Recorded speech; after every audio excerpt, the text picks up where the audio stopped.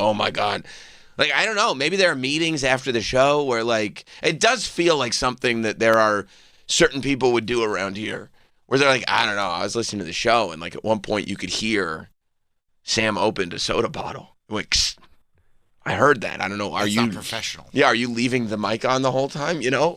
Maybe, are they all wearing those, like, Battle Royale necklaces? Yes, they are. Yeah, that's it. That's it. Tsusumu doesn't want his head to blow up. Yeah, that explains it. Yeah, I didn't realize that. All the sports board ops wear Battle Royale necklaces.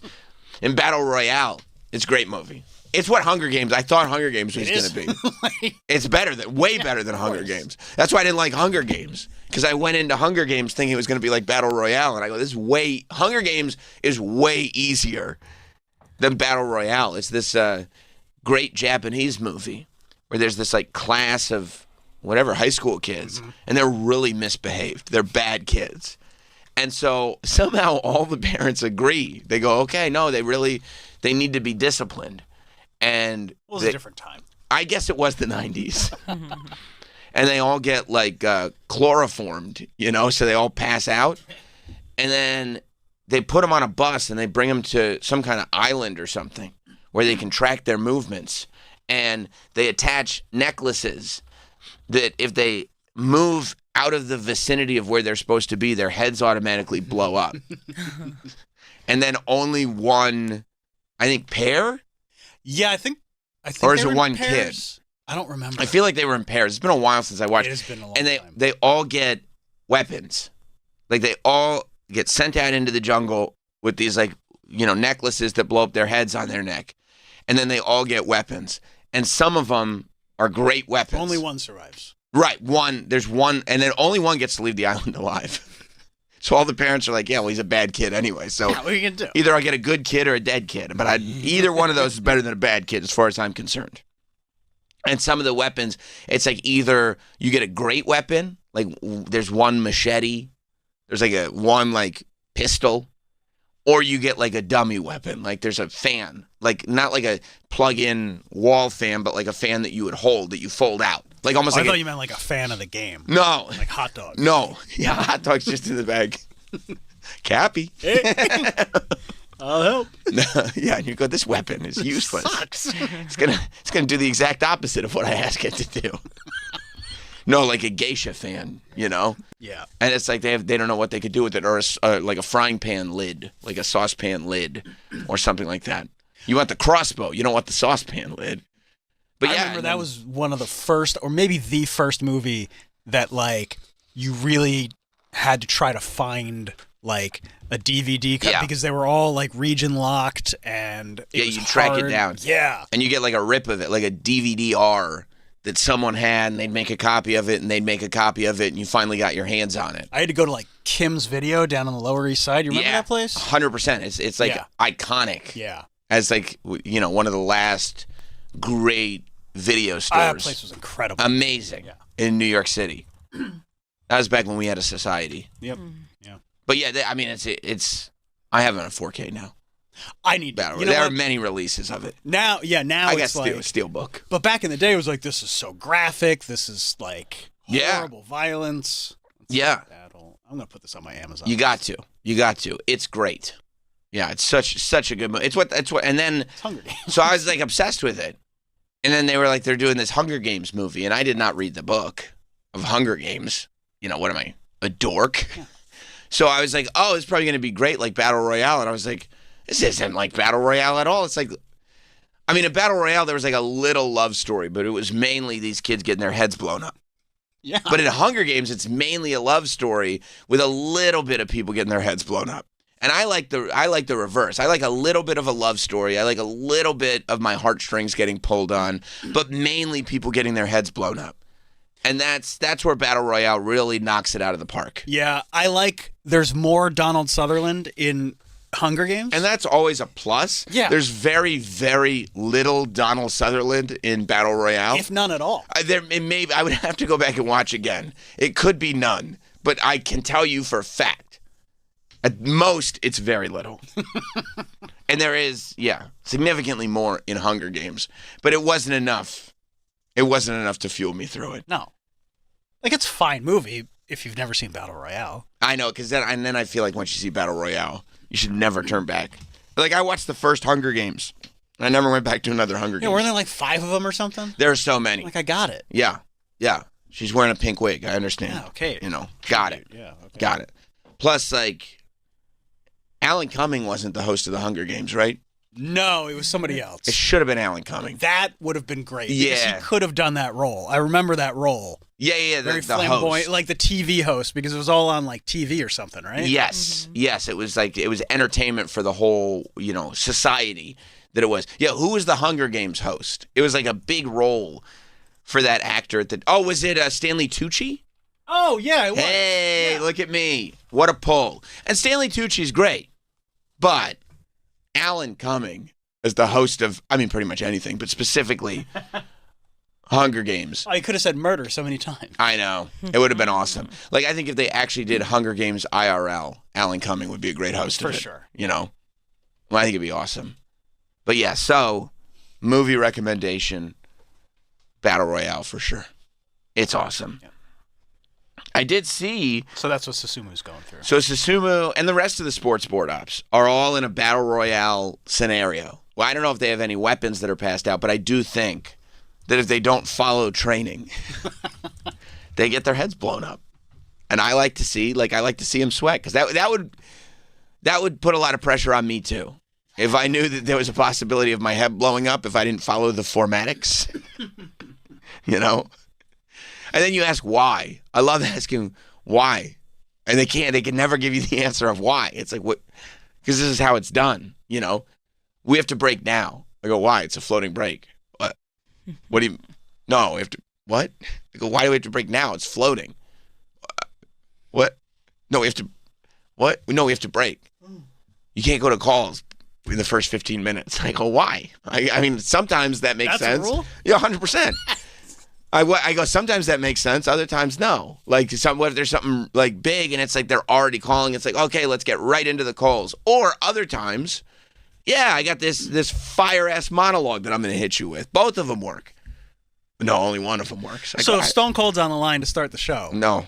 Tell him to wait 15. No, here's the thing. Pretty quickly, it was clear that it was like, no, I think we'll do it. I'm just going to do it my way? I'll probably just do it my way. Yeah, I think I'll do it. I'll do it my way. And if it doesn't work, we'll fix it.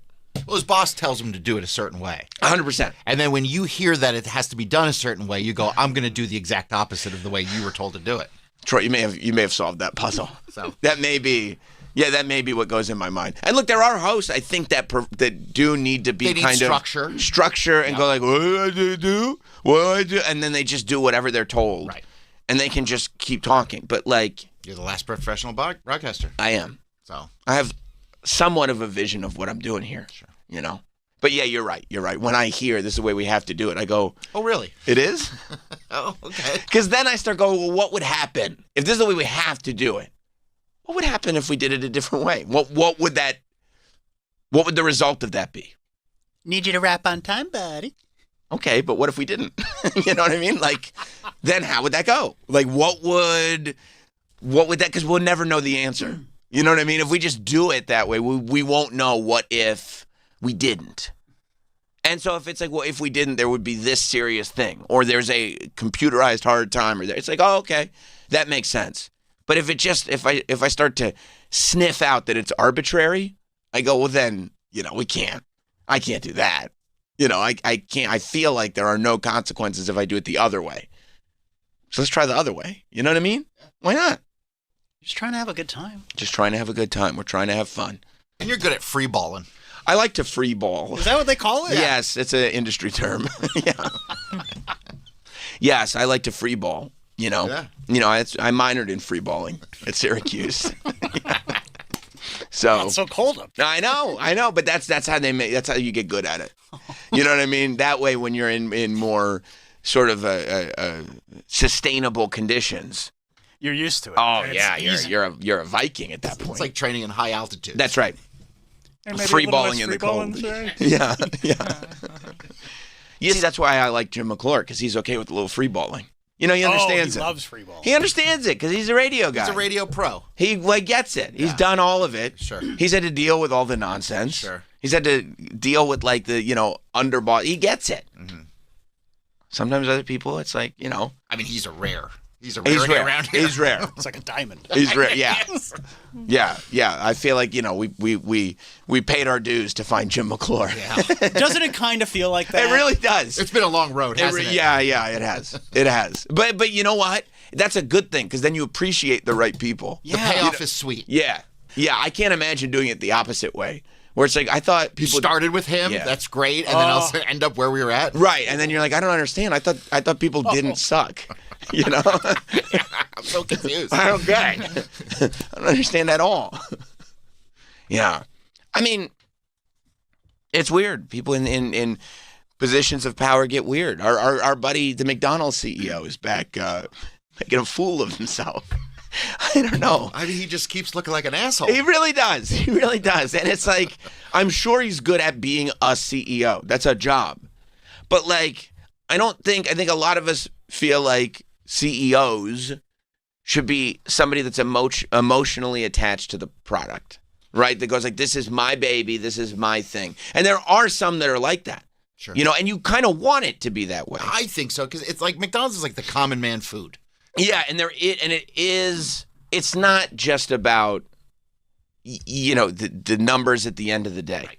It's about like there is an emotional connection that customers have to it. Sure. We're eating at McDonald's because of the way it makes us feel. Yeah. And not the way it makes us physically feel, emotionally. I was going to say. Because the way it makes us physically feel is heavy, bloated, and sad. Sad. Sad too. There's you an feel sad An after. element of sadness. Yeah. But while Yeah. you're eating it, Feel great. You feel great. And it's like I'll go like I haven't had much food all day. I'm exhausted. I need food for energy. And I'll eat like a ton of McDonald's and I'll go, I'm fucking exhausted. I'm more exhausted than I was before I started. I don't understand. you do 8 hours of radio. You're like, yeah, what's next? Yeah. You have 20 McNuggets. I have it's exactly what I have. It happened this week. I'm eating a 20-piece with some sweet and sour and a Coca-Cola. I go sugar, caffeine, protein in the nuggets. Mike would have been thrilled. I go, this is gonna do the trick. I ate the meal. I'm like, I need a nap. I'm exhausted. I can't function like this. Because your body needed protein and nourishment. Right. And you didn't give it any. I thought because the McNuggets. Oh, There's so many of them. there's tons of them. It's yoga mat. It's oh. I think that's real chicken. I think it's because it's white meat now. Oh. Right? It's not the old cartilage. Yeah, no nuggets. more veins. No. You used to get in there and it's like you get a 6-piece and 5 of them had a real chew, and one of them was the white meat one, and They that's what you figured were it going out. for. Yeah. Oh, spitting out McDonald's. Oh yeah, but you were like, I know that one. Somehow they always got it in. They always got in a 6-piece. I don't know how they did it, but there was always one that was you had one good nugget in a 6-piece And every time. that one slapped. Oh, it was crazy. It was incredible. It made it all worth it. That's right, because you knew you were buying a 6-piece. You're a kid, that's why you're only getting 6-piece. But you were buying a 6-piece specifically for the one, and you were going. It'll be worth it. It'll be worth it. I mean, you just swallow. You're like, wow, this vein's not chewing. That wasn't the one. I'm just gonna swallow it down. You remember that? Of course. There'd be like a hard piece in there. You're like, I don't know exactly what I that don't know is. what it was. I think that's a kidney stone. I'm gonna swallow that. It was the worst. Or like a chicken toenail. Right. Something. And then you pick up the next one, and there'd always be that. Oh, is this gonna be the one? And then you take a bite, and you go, oh my god, this is It paradise. was euphoria. This is it. This is the one. The rest of them, you had to put like a gallon of sauce on each one just to get it down. But this one, They figured it out. yeah. Now, yeah, somehow, and then at some point, they were like, what if we made all the nuggets like the one nugget? And you're like, yeah, that sounds great. And that's the way it is now. I love these chicken McNuggets. Love them. Yeah, I love McDonald's, but you have to know what you're eating. Right. I mean, I don't worry about it. No. You know what I mean? Especially when if you get them hot and fresh, Bro, nothing's better. you don't even need sauce on them when they're hot and fresh. Absolutely, you're 100% correct. Right? You don't, and then sometimes I'll do that. Like I won't start applying sauce until like midway through the 20-piece because now they've cooled down a little bit. Now I'll have those ones with sauce. But the first few or 10, the fresh ones, they're great. Fresh nuggies, fresh fries. Oh, with the salt. And then you've had Diet Coke all day. You're like, I get regular. You know what I mean? Yeah. Just to really have the flavor explosion. You don't know what hits you. Yeah. And then you finish, and you just pass out. You can't do anything. But Why did I do that? but then, you do ask. Why did I do that? Because this happened the last time, you remember. It's weird. You go, last time I did this, the same thing happened. I don't know why I went back to doing this. And then you start thinking, you're like, I'll probably do it again in 2 to 3 days. Why do I keep doing this? But it's because of the emotional connection that you have to it. You're like, this is going to be great, So the McDonald's CEO, he went viral a little while back. We talked about it on the show for eating his big arch. And he said his tiny little bite, a little mouse bite, a little nibble. It wasn't even a bite, it was a nibble. He's like, I'll have a nibble of the Arch Deluxe or whatever, the big arch. Arch Deluxe was an old one. Yeah. And then he goes, he has this tiny little nibble. Looks like he's really choking it down. Like this is, I do not. This is gross. But there's also an element where he's been a CEO for so long that he doesn't know. Like, it's weird. When people are like in those positions for a long time, it's almost like they forget what people do. Yeah. Like how to be a person. Because it's not just like, oh my God, this is torture. I can't believe I have to eat this burger. There's also this level of confusion. Like I don't know, how do people eat? Like I don't know how people eat food. Like I don't know how to chew. I don't know what a bite is anymore. I don't know how to behave like a person. I don't know if he ever did. He seems kind of robotic. I feel like those guys kind of... Like if they're on this path from the beginning. That's how they become CEO. It's kind of like non-emotional. Like I just wake up in the morning and think about the shareholders. Right. Yeah, he's in it for the money, not because he loves the game. Right. Right. Right. And for me, it's all about the game and how you play it. All about control. No. And if you can take it. Right. Yeah. That's my thing. Like Dave Thomas was in it because he loved. Are you kidding me? You love burgers. Loves Bergs. I was watching a YouTube about Dave Thomas. Of course you would. I mean, this guy. I guess you were driving. I was driving. Yeah, I was. I was on. I can't remember where I was driving to. I wasn't paying attention, but I was. I was driving. I was watching all about Dave Thomas, and this guy, try after try before he finally nailed it, and he wanted to do it right. That's why Wendy's was always a little different. He wanted to do it right, and guess what? When he sold it off and they fucked the whole thing up without him, Of course. guess what he did? What's that? Came back, fixed it. Just like Steve Jobs. That's right. Yeah. Yes, that's exactly right. And to this day, Wendy's it's different over there. It's different. It's not the 90s It's not Wendy's. what it no 90s Wendy's, there was nothing better. No, a Wendy's with a sunroom? Are you kidding me? Oh, Sunroom era it's Wendy's? a dine-in experience. Oh God, With a salad bar? salad bar. Oh, that's right. I forgot about the salad bars. The salad bar, because they were like, no, have a meal here. Yeah, I guess it's fast food, but sit down with the family. Yeah, Dad can get a burger, but Mom can get a salad. Right, check out the salad bar as much as you want. Somebody sneezed in it, but don't worry about that. It's fine. It's fine. That's why we got the sneeze guard. They don't always work, though. Yeah, but I mean, they get most of the bugs don't make it in. Some bugs. Yeah, we get about 70% of the bugs out, so don't worry about that. But it was the 90s. It was. And then you could have a little boogers in your salad in the night. It wasn't a big... Hey, no thanks. Shake it off. Right. It was not a big deal. Come on. You just kind of flick it. Yeah, wipe it on your Jenkos. Right, exactly. Oh, yeah, they call it the Wendy's... what's that, the garden spot? Is that what it says? Is that what it was called? Garden spot. Wendy's garden spot. Yeah, it wouldn't surprise me man. if that's what the name was. Look, like they've got hanging...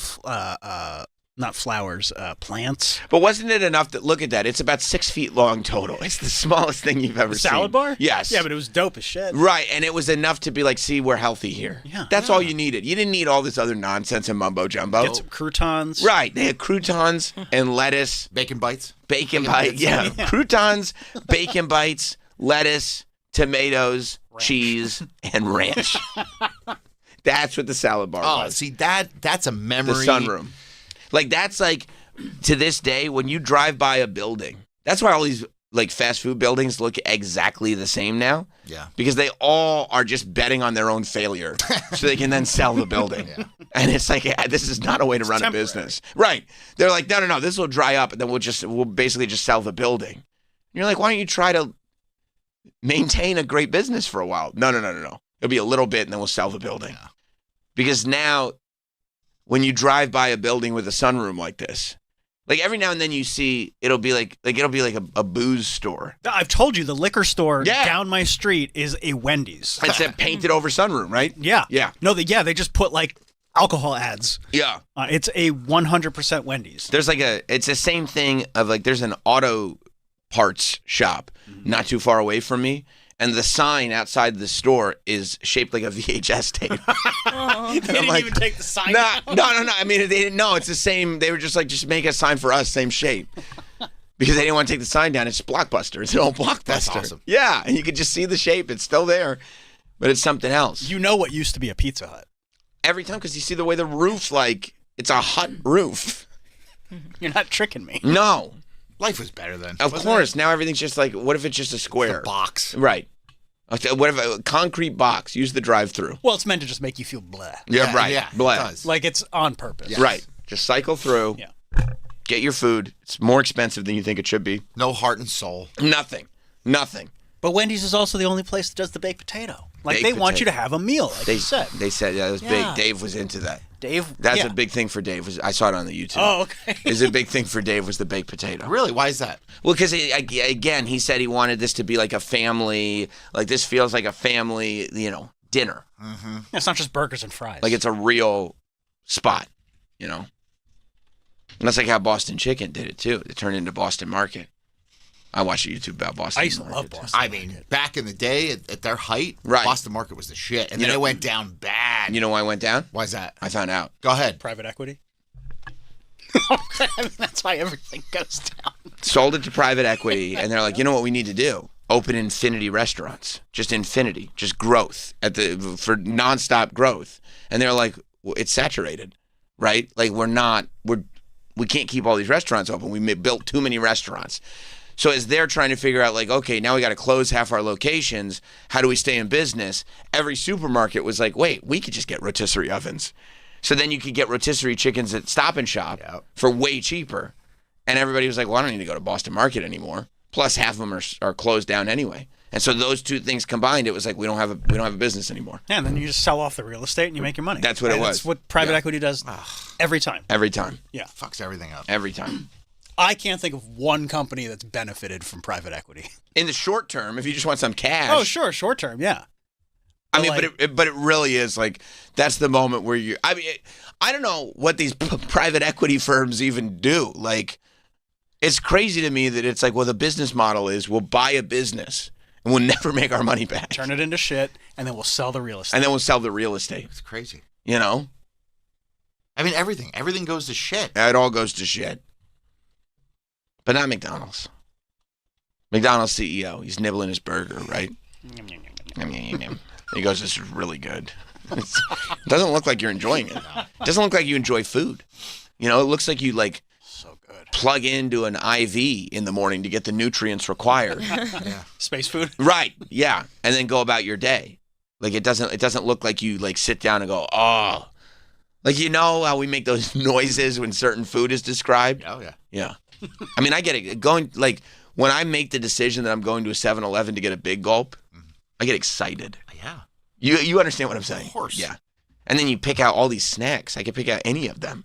Because once you go, I'm doing this, then you stop worrying about how bad it is for you because you've already committed to the fact that you're doing it. And now, it's like, well, now I've already done it. No holds barred. Right. When you've made the decision to go no holds barred, it's such a positive thing. Yeah. Yeah. Love it. Yeah, me too. So first, the Wall Street Journal, which this is a great get. They sit down with the McDonald's CEO and they go, when did you realize this was not what you thought it was going to be? And I mean, listen, They talked to him about his... about the burger. Love it. The burger or the video? About the video of him eating the burger. Oh, okay. Yeah. Good question. No. They're not sitting there going like, tell us more about the burger. No, it was like Product. About him The and product. his review. him. Yes, the fact that people were very, very obsessed with the way he ate the burger. Yes. Try it when you can get it. Try the product when you can get it. Yeah. I mean, how can a CEO, don't you think like a CEO should also have like kind of a marketing background a little bit? Like that goes like the idea that Yeah. try it when you can get it. Try it when you can get it. Like, you can't have a little bit of, Or like, at least like, some poster board in front of you that says like a slogan. something. Something. Instead of just thinking off the top of the dome. Try it when you can get. I mean, at least he could talk because his mouth wasn't full at all. It was such a little bite. Very little product in his mouth. Right. It was mainly bun.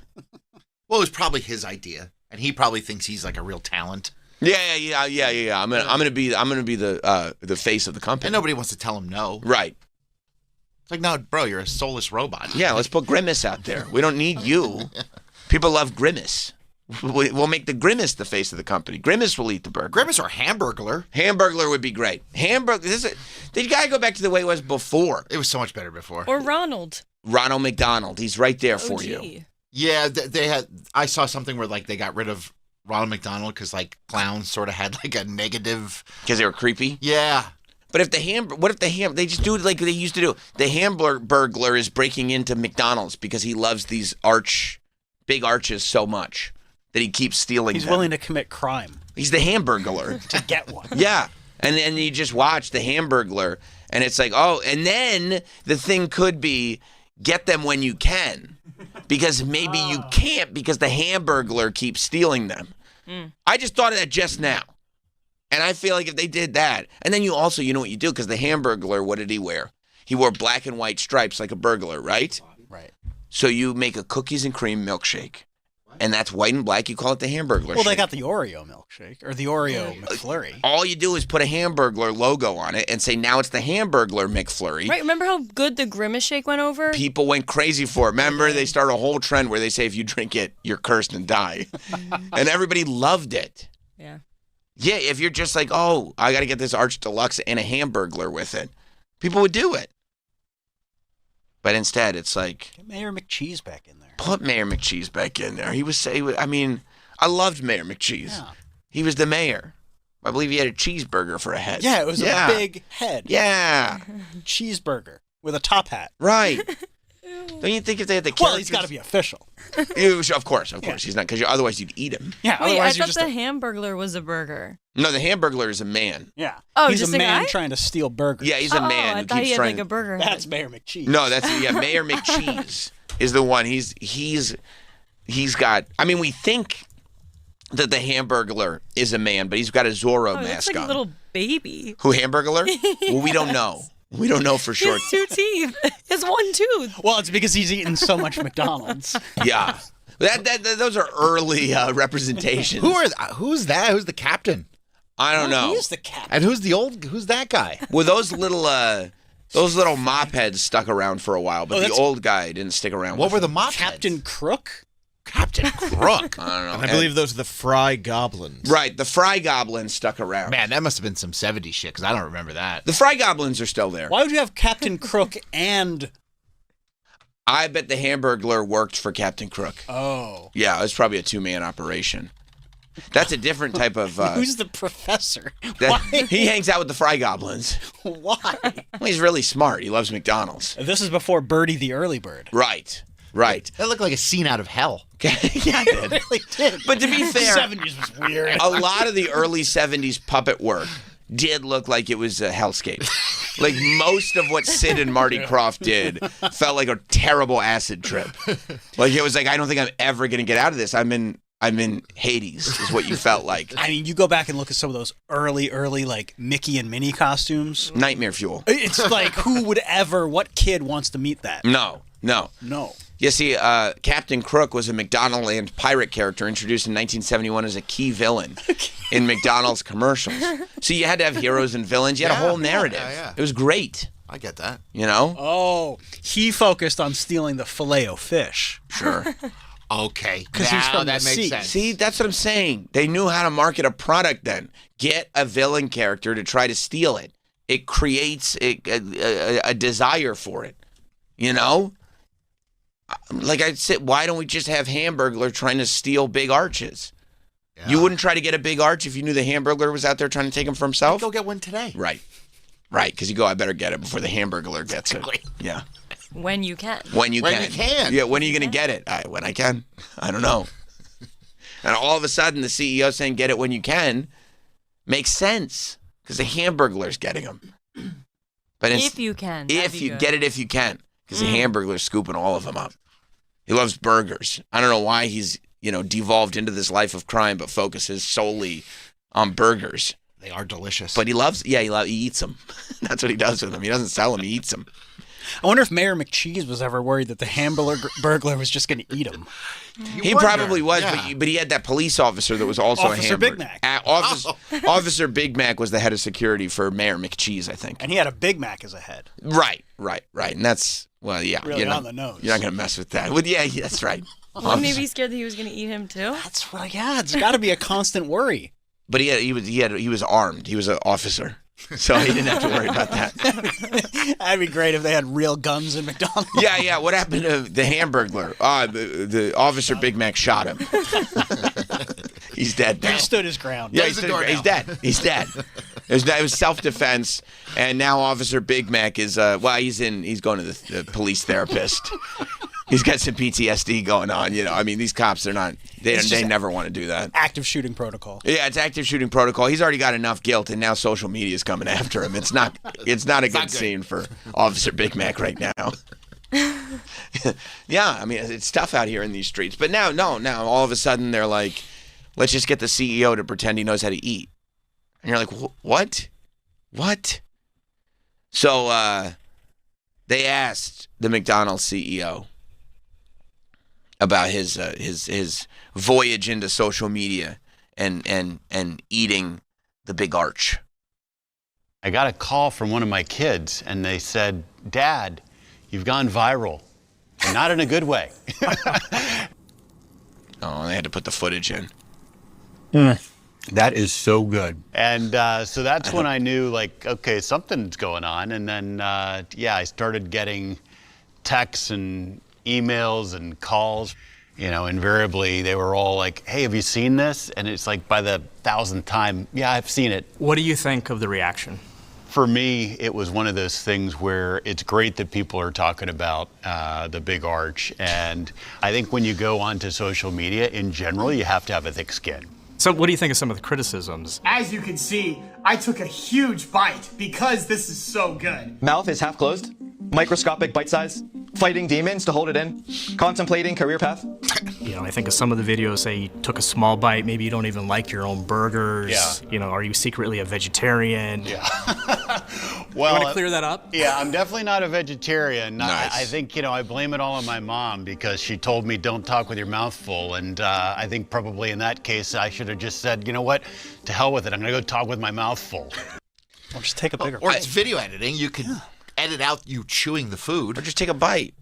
It doesn't make any sense. We're still no closer to solving this mystery. No. I mean, just the fact that his initial response is so company line, I was just happy that people were talking about the big arch. And it's like you're trained to not hit any emotional highs because you don't want the shareholders to see the CEO getting emotional because then they won't trust the company and the product. And it's like, dude, he's not a human. I know. Even the way he says, one of my kids called me. Which one?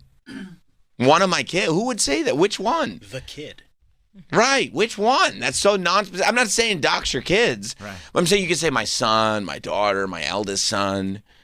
I mean, can you imagine when I was talking about Disney World if I was like, one of my kids went on the ride with me? It's so impersonal. Yeah, one of my kids went on the ride with me. You guys would be like, wait, which one? You got three. It was one of them.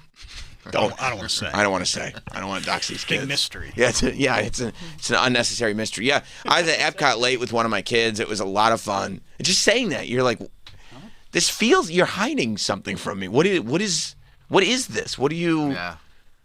Versus like, oh yeah, my son called me. He was like, "Dad, you're going viral." It's so much simpler. That's just how people talk, because that's what it is. It's just talk how people talk. That's all. Dude, you've been in the business long enough to know these people, though. You know that they're robots. Yeah. I mean, they're everywhere, dude. Like, the people that are in these kind of positions just have no soul. Look at the smile that gets plastered on. It's just a plastered on smile. It's like, well, this is what I'm supposed to do here. Right. Smile. Yeah. And it's impenetrable. Yeah. There's nothing you could say that would wipe the smile off his face. Nothing.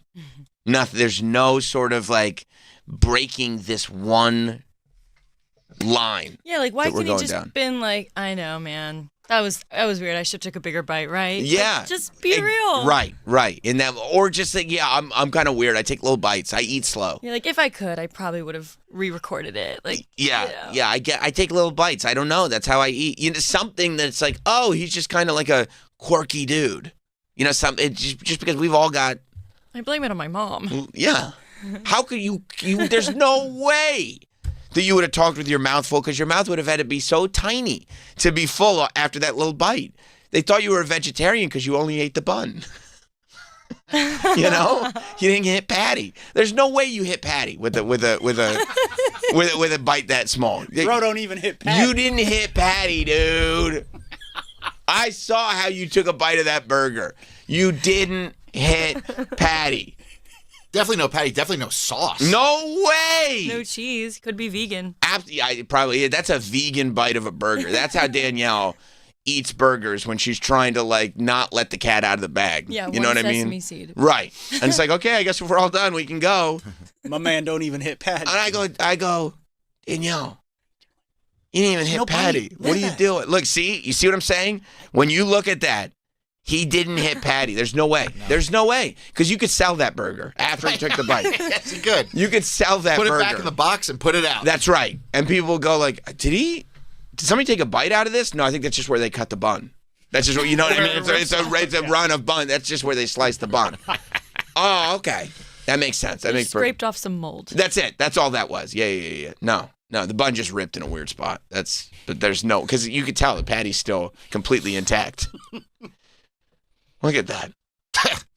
And I mean, the drink is half full, but that's where they poured it to. I blame my mom. He doesn't drink soda. You could tell because he's a skinny adult. There's something about that too. Yeah. Like when you're that age and you're that you should have a little mass on you. Yes. Tell me you've lived a life. You know what I mean? Tell me you got to loosen up a little bit. And somebody at that age that has like 0% body fat, not to be trusted. Especially in that position. Right. Unless they're like they look kind of unhealthy, like they don't eat well, but they can't put weight on. Right. Then it's like you can trust Crohn's them. disease or something. That's right. You could trust Crohn's disease. Or they're like Mike and like actually like this is what they do. They work out. They put muscle on. It's like you could trust that. Yeah. But people who just like. Yeah, but Mike'll have a McDonald's. Of course he will. Do you eat McDonald's, Mike? There's been no time. McDonald's is quite tasty. Yeah. Do you eat it though? Every time we get McDonald's, I don't like. he gets I some. mean, it's not a regular part of life for me. Like if I'm walking down the street and there's a McDonald's, I'm not drawn to it. Oh. I eat it more. That's weird. I see those golden arches. I'm like, oh. Yeah, they do draw you in. Yeah. Like a tractor beam. Like you're like Fire in the sky. Fire in the sky. That's exactly what I was thinking of. Yes, thank you. Like fire in the sky, just getting pulled in by the tractor beam. Where was Troy? He's gone 45 minutes we can't account for. He was sucked in by the golden arches. Oh, there's just and now with the app, it makes it so dangerous. Because you got the points. Because if like I'm walking down the street, I'm like, I know there's a McDonald's up there. I could put my order in now. Right. And I could walk in and I could grab it and walk right out. And you should. And do you ever do that? Yeah. Yeah. You're talking about the McDonald's app like people talk about DraftKings. I know. It's right there on your phone. It's dangerous. It's dangerous. Dangerous, bro. I know. And I'm into collecting points. I get it. Isn't it great? It's great. It is. Oh, you're part of collector culture. 100%. You know what it's like to give your kid a Happy Meal and know you didn't have to pay for their dinner at all? Your dinner was on the house. You feel like you're a provider. To make you happy? Yes. Yes, that's why they call it Happy Meals. That's what right. they do on the app too is they'll be like, oh, here, free cheeseburger day, or whatever. Like with a $5 order, you get a free cheeseburger. You're like, why be a fool not to take advantage of free cheeseburger today only? Why? Well, I'm no idiot. Click. I'll be making an order. Yeah. I guess what I'm saying, and I won't mention any names, is you can't trust like runners. People who run. Oh, yeah. Adults who run, you can't trust them. You're not naming any names. I'm not naming any names, but if you had a baby like a year ago and you can run a marathon at 5:57, not to be trusted. Like better than before you were pregnant? Like you literally qualified for the Olympic trials. Can't trust. Can't trust. No. I get that. No, you can't. Yeah. No, you can't. I don't know, like specifically. That's a generality. Right. Hypothetical at best. Yeah, but Michael have a McDonald's. Well, yeah, because he also works out, so he can like take in the calories because he knows he's going to output the calories. I try to have a very intentional relationship with McDonald's. Right. So like I'll have it, but I'll know days in advance if I'm having McDonald's. Not if we sprung it on you here. I mean, well, that's a fun treat at work. That's right. And that it rarely happens. So it's like what, once should a have it quarter more. there's a cheeseburger. Great. Right. It's a work celebration, Yeah. isn't it? Yeah. I wish we Get did. well. We get should do well McDonald's soon. Thursdays. We're talking about a quarter, like once a quarter. You're thinking And you're weekly? like- and you're like, I would say maybe every 7 days. I'm not the one keeping McDonald's away from us. That would really boost morale around here. It would? If every Thursday was like, Because I've been thinking about the morale issues. It's been down. It's been way down, and I think it does need to get boosted. So that may be something we look into weekly. look into it. Every Thursday. Every Thursday. Why not Monday for the alliteration? And to Well, both Oh, sides at the McDonald's start of the Mondays. week, right? McDonald's Mondays is not a bad idea, but Thursdays like we got to the finish line. Now is Yeah, it I don't possible? need it on a Monday. But what if we do a Monday breakfast and a Thursday lunch? Oh, now we're talking. Okay. You would have lunch with me? Bookend. What? Lunch? When? Every Thursday you would have that with me? Unfortunately, I'm busy, You but can't with your schedule. You I can't. just Not said with my Thursday schedule. lunch. I was talking to Troy. Oh, you were looking at him. Yeah. Okay. Oh, you want to go to lunch? Yeah, absolutely. You just said you don't have time. I know. To you, I just said I told you I don't have time. Because you're on with Troy. I am going with Troy. There's unfortunately. tables for 4. I don't think so. No, Danielle, of course. Well, yeah. You want to come? That's only 3. They have water, right? Mike. 100%. Yeah, we'll get Danielle a nice Mike's ice got water. to run the board. Oh, that's right. No. Travis, you mind running the board? See what McClure's got going on. yeah. I'd love to. I'd love to hit up McClure. We can get some McDonald's tomorrow. That'd be Yeah. great. It's been a That'd be while. great. It's been a while. It's definitely been a quarter. So it's been at least a quarter. So unfortunately, as he's having this conversation with the Wall Street Journal about going viral for the way he ate the big arch, he then helps himself to a chicken nugget. Oh, no. He helps himself to a chicken McNugget. And I mean, there's only 2 ways you can eat a chicken McNugget. how many bites is appropriate for? What's the most number of bites for a McNugget? The most? The max bites. 2. Yeah, that's right. That's correct. Most times 1. Most times 1, but 2 is okay. If you want to go half and then boom, second half. Because you want to double dip. That's exactly right. Yeah, I'm not going to look at you differently. No. No, because it's not a shared dip; it's your own individual packet. Yeah. So you take advantage of the double dip. That's usually I'm usually a 2-bite McNugget. That's usually how I do Okay. it. I'm usually a 1. I get that. I just pop them in. Well, I get that. Well, and you're Can't- used to having that mouthful, so I totally get. Neither of you are wrong. Right. Right, it's just 2 sides of the same coin. And I would have said up until today, there's no wrong way to eat a McNugget. Oh, Just both sides of the menu. That's right. That's right. Sometimes you flip it around. I know. Look at the other side. Oh, there's a whole other side of the menu. Yeah. I thought there was no wrong way to eat a McNugget. And then the CEO of McDonald's helped himself to a chicken McNugget. I haven't watched it. And I go, I can't believe that he did it again. Now, in this clip, Mike, I believe that it starts with a slow-mo. So if you could not hit us with the slow-mo first. I don't need the social media introduction. Yeah. Okay. Yeah. Go to the McDonald's CEO shares his advice for eating on camera. Yeah. No. I think you're okay now. There. Yeah. Any advice for somebody to how to eat on camera? Well, I'd say the biggest thing is just dive right in. So I'm looking forward to taking a nice bite out this chicken nugget. Taking a nice bite out this chicken nugget. Do it again. Oh my It's God. like a corner. Okay, so first of all, again, he called it. I'm looking forward to taking advice out of this chicken nugget. It's a McNugget. Is this your first day? That's not good for branding. so- It's terrible for branding. I'd be furious. Except that he's the CEO. I don't know who's gonna get furious with him. But like, it's this. You know how I feel about branding. Oh, yeah, you're big on branding. It's this thing. You created this brand decades ago. Well, he There's- didn't create it. I know. He don't give a shit, dude. It's the chicken nugget and the chicken McNugget. It's a different product. He hesitated. He probably Forgot what it was called. yeah. He's so nervous to eat a McNugget. I have to actually eat this on camera? Right. And then he probably was in awe. Because this reporter from the Wall Street Journal takes a bite out of the chicken McNugget effortlessly. Perfectly, just like a human being. And he's probably looking at him going, how on earth did he do that? It looks like he's done that before. He looks so cool. How did he do that? You know?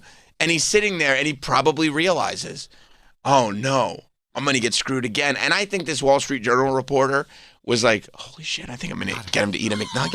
We got it. We're going to get him again. We're going to get this son of a bitch again. And he goes, dude, anybody who knows McNuggets knows these shapes. The boot McNugget. You know, there's the circle and there's the one with the boot. Yep. Kind of looks like, it's got the boot hanging off the side. Yep. And then you make the choice when you got the boot. I usually go boot end in. Yes. Really?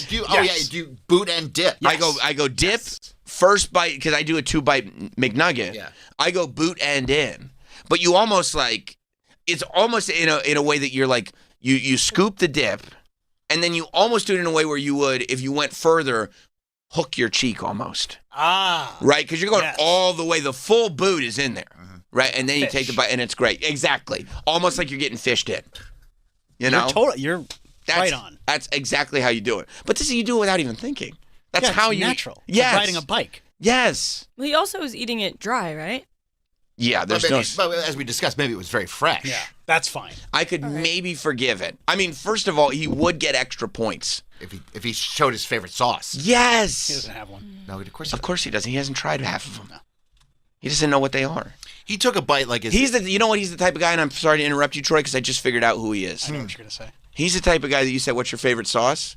He'd say ketchup. Yeah, 100%. He'd say ketchup. Because when you look at something, when you go, "What's your favorite sauce?" and they tell you ketchup, that conversation's done. You don't want that person in your life.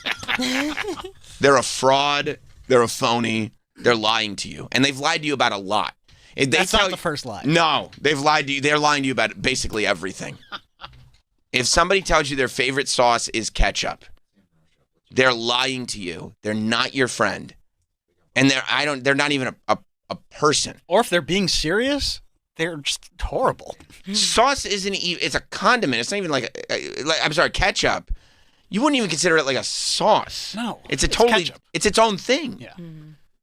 Like you guys would ask me when you're asking me about like my food and everything. Do you like sauce? I like these sauces. Do you like ketchup? It's two separate questions entirely. People who believe that ketchup is a sauce. I like ketchup and mustard. It's not. Those aren't sauces. Those are condiments. It would be like Coke and like iced tea. Right. What's your favorite soda? Iced tea. What are you talking about? Lipton. Those are non-playable characters.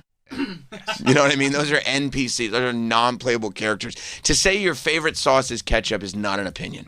No, you say barbecue. Barbecue's fine. Buffalo's great. McDonald's barbecue is still the best. Slaps. McDonald's barbecue is the best barbecue. Yeah. It's amazing. Buffalo Ranch, man. That's the combo. I was about to say Buffalo Ranch, too. KFC is a Buffalo Ranch. It's. I mean, like they say on Artemis 2, it's out of this world. People would have looked at the CEO differently. If he's like, "Oh, I do a Buffalo Ranch combo." Like, boom, boom, boom. Oh, if he said that, and then because you know what happens when you do that, you always go Buffalo first, and then into the ranch, and then you look at your ranch, and there's the orange swirl in it. Oh, it's so You're good. not mad at it. You're loving it. That's interesting. I do the opposite. You ranch them buffalo? Yeah, because I like to see the white swirl in the buffalo. He likes white sauce. I do. Wait, he likes that white swirl on his cheek. No, I'll do the ranch first because it's a thicker sauce, so it sticks to the McNugget, and then it kind of helps the buffalo sauce. Well, you guys still need to do barbecue and buffalo. And ranch. And barbecue and ranch. Yes, please try it. I would try it. It's I would try it. I don't know. It's a lot of sweetness because the ranch cools off the buffalo. But that's crazy. I'm not mad at you for it. It's interesting to me. It's not like you said ketchup is your favorite sauce. But I've always thought that the ranch was there to complement a buffalo base. That was always well, it's because usually the wings are covered in the buffalo. That's right. You have to dip it in the ranch. That's right. That is true. That's right. Yeah. So the idea of you're getting ranch wings and dipping them in buffalo. Well, it's an equal distribution. Not really. No, it's not because you're covering a sauce. Actually, I'll usually, if I'm being honest, it's going to be more. It's going to be about it's a ranch heavy 65-35. Right, because whatever sauce you get in first is the one that's going to stick to it, and the second sauce is a sauce on a sauce. It's a compliment. Right. Yeah. And it's not going to stick in the same way. Right. So that's why I would always think the ranch is just a slight. I'm a Buffalo first person. Same. You know. I'm not mad. I'm not mad. I think it's interesting. Yeah. You know, it's and it's a different flavor, and I would try it. To each his own. Right. I feel that way too. You're not giving me CEO energy. No. I want to clarify that. That's fine. That's all I'm still looking real one energy. That's right. That's right. We're having a friendly disagreement, a conversation, but it's not hostile. No. Not at all. It's just a different way to do things. My problem with this CEO, when he took a bite of the McNugget, not only it was a boot McNugget, not only did he not hook it in, he didn't even eat the full boot off. You look at him; he eats half the boot. Yeah, he ate like the foot part. Again, the toes. It might have been just breading. It looks like I don't know if he hit Nug. He's still vegetarian. He's still. yeah, I think he might be vegan. His V card. You don't want to give it up. Yeah, no. I think he still might be vegetarian. It looks like if like one of your buddies like dared you to take a bite of dog shit. Right, and then you did it. It's like, there, I did it. I did it. And you pretended like you didn't hate it because you thought that would mean they would stop bullying you. But in reality, pretending you didn't hate it makes us want to bully you more. Yeah, so you did it again. Right. Hot Dog texted. This is a great point because I know somebody who did this, and it is actually Hot Dog. He said McDonald's CEO would go up to the counter and ask for baked potato fries and a Coca-Cola. Yeah. Hot Dog once got so nervous at a Chick-fil-A counter. Why? I don't know. I'm nervous. I watched it happen, and again, much like the board op situation, I started sending him back up to ask for sauce. I had him ask for everything that day. Everything I could think of, I sent him back to the counter to ask for it because he panicked. He gets so nervous. He said, this is what he actually said, because he was reading the advertisement or whatever, and he goes, "Can I get whatever, maybe chicken strips meal, let's say." He goes, "Can I get a chicken strips meal, and can I have that with waffle cup potato fries and a cherry Coca-Cola?" Wasn't this at like Christmas or something? Didn't we go out for like end of year? No, we probably told you about it then, but we were in It Florida. was a while ago. I think I know this story. We were in Florida. It was we just went him out and to me. Chick-fil-A one year. And yeah, I think I brought it up then. Waffle. Because it was the craziest thing I'd ever seen in my life. And I've seen a lot. But when he goes, yeah, we were in Florida for sure. And he goes, yeah, and I'll have that. Can I have that with the waffle cup potato fries and a cherry Coca-Cola? And I was like, what? Maybe he didn't know there was no other way they make fries. That's what he said, but waffle cup potato fries. Like, I'll tell you what he did know. They didn't use any food except potato to make the fries. I mean, Strange. Cauliflower fries? What are we talking about here? And then cherry Coca-Cola. Like, that was right under it. Who's ever said cherry Coca-Cola? It's so many words.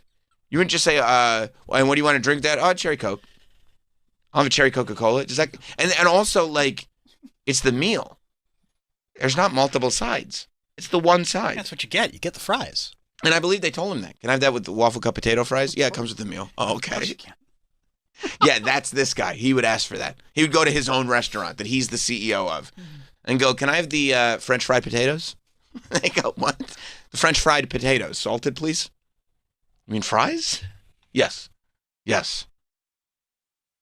So, yeah, he sits there and he eats this McNugget, the CEO, and it's half the boot. It's another baby bite. They got him again. I don't understand. He doesn't learn his lesson. How this keeps happening. But he got it from his mom. Because he doesn't want to eat with his mouth full? Yeah. He's just hearing his mom. It's like Ed Gein. Yeah. His mom's just talking to him. She still lives with me. It's her skeleton. Yeah, that is the energy. Like, he got it from his mom, but also he dresses like his mom when he gets home. I can see that. Right? Very Ed Gein-like. Yeah. You know who needs to be CEO of McDonald's? Who? Gary He. Gary He would be a great CEO. He would be the best CEO they ever had. He's the gentleman who came in to talk to us about his James Beard award-winning book. He won 2 awards. His dual James Beard award-winning book about all the McDonald's across the globe. Which McAtlas, which I believe sold out. Yeah, I think he's in his next printing. Wow. It's a great book. I love that book. Incredible book. I love that book. And not only that, but he is so passionate about McDonald's. He loves that McDonald's. And I remember even when I asked him about Trump eating McDonald's, he didn't want to touch it. because he didn't want to get political with it. He just loves McDonald's. You know what I mean? And I go, good for you. Why bring politics into this? You know what I mean? No need for that. He's like, yeah, I guess he likes McDonald's. I don't know about that. I'm here to talk about McDonald's and my love for the food. And they don't even have him on the payroll at all. No. I mean, he'd be devouring this stuff. If you said, like, oh, like, what's your way of eating McNuggets?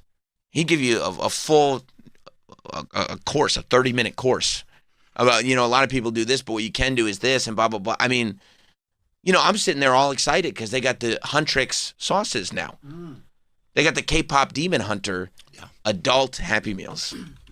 Adult, it's a 10-piece nuggets with the special sauce that's only for the K-pop Demon Hunters. Did you get it? Since it's Not a yet. kids thing. Hmm? That's weird since it's a kids movie. K-pop Demon Hunters is for kids 9 to 99. Oh. Yeah, no, it's for You like them? the K-pop Demon Hunters. Yeah, I thought it should have won all the Academy Awards. I mean, the songs are so catchy. See, look at that. There's Hunter sauce and Demon sauce. Wow. The Hunter sauce is a sweet chili sauce with notes of garlic, pepper, and a mild heat. That sounds good. The Demon sauce is a bold, creamy purple mustard sauce with a tangy heat. I've got to tell you, Interesting. Purple mustard. I like the Hunter. It sounds like the Hunter sauce is more my speed. I don't necessarily love. I don't like mustard, so I don't like mustard-based sauces. And generally speaking, I like a more. This is what I like: a gel-based sauce that's almost there's a viscousness to a viscous sort of thing to it, more so than a thick cream to it, Oh, and they have a breakfast sandwich too? Huntrix sandwich. What is that? I don't know what that Saha Boys Yeah. breakfast meal. Is You don't know about the Saha Boys? No. Oh. I know about the Baja Men. Boys. The Baja Boys. The Baja Men. Yeah. No, the I know Saha. about the Island Boys.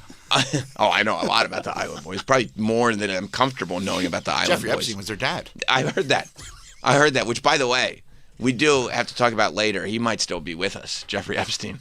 Oh, yeah. Just I think figuring he's this in out now. Florida. I think he's hanging in Florida right now. Yeah, look at that. The Saha Boys breakfast meal. Oh, that looks good. It does, right? Coca-Cola. I love whenever they figure out a way to embrace soda with breakfast. I think it's the Me right too. because it really is. Like, I'll go into McDonald's for breakfast. I'll get a coffee and a Diet Coke. Yeah. 100%. And it's the move. I just go full Coke. Good for you. Good for you. Because here's the thing. They go, that's a hangover breakfast. And I go, yeah, and you don't even need a hangover. Right. You know what I mean? You just feel good. It just settles right. You Ready start. to tackle the day. Yes, because you start with a full base. Yeah.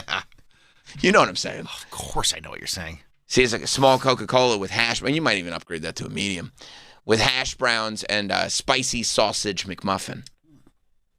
I'll get that tomorrow. You know what? The app doesn't let you upgrade it. At least mine. At least what I've seen. You can't upgrade the Egg McMuffin meal to a medium Coke, or medium or large Coke. What do they think? Large? You're thinking get back in a large Coke for breakfast? I mean, dude, they've shrunk these sizes so much. Like a large isn't even anything. Large is like the old medium. Could you, Mike? Could you look up how many ounces of soda in a large McDonald's Coke? I think it might be. I think you might be surprised. Really? Yep. I mean, it's all ice. This is. This is like when. Okay, this is like when Joe Rogan was talking to Brendan Schaub. Troy, I think you might be surprised. Yeah. Bro, a small. No. from McDonald's You said is you wanted. I know. You said but you I'm wanted saying large. A large. small is literally this big, dude. It's 16 ounces of soda. I don't think so. You know what a can is? We should test it tomorrow. What's You the can test? you Are can put a large Coke in your meal. I'm doing Really? it right now. Yeah, you just Something- go to other drinks. I think that Maybe I didn't update my app. Yeah, that's what it It's is. an app update. Here's the thing. A large is 32 ounces of soda. So much soda. That's for a the lot. morning. That's a lot. You know who drinks 32 ounces of soda for breakfast? Colin Quinn. When he's just hammering those Diet Cokes in the morning. That's a 20 ounce and a half. I'm going to dude. hit you something crazy, though. Okay. I would rather have soda that I throw away and don't use than need more. I mean, yeah, but that's not how you set it up. Okay. You said that's how much you'd like to drink. If it's there if I want it. Right. If you want, you're not going back to refill. No. A medium is 21 ounces. If I walked in with a 20 ounce Dr. Pepper for breakfast, you'd look at me strange. But those are not That's like sizes from like 1983. I don't think so. It's 30 ounces. I think the modern. And bro, like if you pour out the ice, it's not 32 ounces of fluid. No, but the ice will melt, and so the It's like fluid. drinking water. But the McDonald's Cokes are designed for ice to melt. I in understand them. We've that, had that but conversation. a lot of it's water. You're not actually drinking 32 ounces of soda. Well, I'm gonna blow your mind here. Go ahead. Water is a prime ingredient in soda. I understand. Okay. But if you got a soda from Right. McDonald's, took out the ice, so you just got it and you poured how much Coke it is, it's not 32 ounces of Coke. Right. Once you get it without ice, That's warm. I don't like that. You gotta have it chilled. you gotta have it with ice. I love a Diet Coke over ice. Over ice. On the rocks? I was thinking about it literally walking in this morning. Diet Coke on the rocks. I love a Diet Coke over ice. And that's how I think about it, and that's how I phrase it, and that's how I drink it. You want that neat or on the rocks? No, on the rocks. Every time on the rocks. I'm going to start asking for that on airplanes. Can I have a Diet Coke over ice? That is the way I'm going to phrase it solely going forward. Yeah, you don't say that at restaurants? Diet Coke over ice You have to, from yeah. today on. Diet Coke on the rocks. Can I have a Diet Coke over ice? And then if I'm not feeling it, maybe can I have a Diet Coke? Let's make it neat. Yeah. 100%. 100%. Because that's when I'm pouring myself a beverage in the evening after I put the kids to bed. Right, yeah. That's how I think about it. I get a small glass, so it's not like a comical soda glass. It's a smallish glass, and I fill it with mainly ice. And then I'll pour, Diet Coke over ice. That's how I'm fixing it like I would fix a beverage that you would describe as being over ice. You should get like a little ice tray with like the scooper, tongs thing where you put like really nice ice in. Dude, I hope my wife is listening to this show. Do you know how much I would love, like literally love, to have a drink cart, gold drink cart, that has like a gold ice bucket on it with the tongs and like really, really nice glasses. And then I would have like ice and 2 liters of soda, of I like think Diet Coke. the Diet Coke should come out of a glass bottle. Oh, like at a very nice steakhouse. Yeah. Like they do it at what's it called downstairs? Ruth's Chris? That's not Ruth's Chris. That's more of a business casual. Ruth's Chris is not. No, I was thinking of Del Frisco's. All right. Ruth's Chris. Ruth's Chris is I guess. Same thing. Ruth's Chris is good too, I guess. You're thinking of the type of steakhouse that has to put out a press release to announce no more tank tops. Yeah.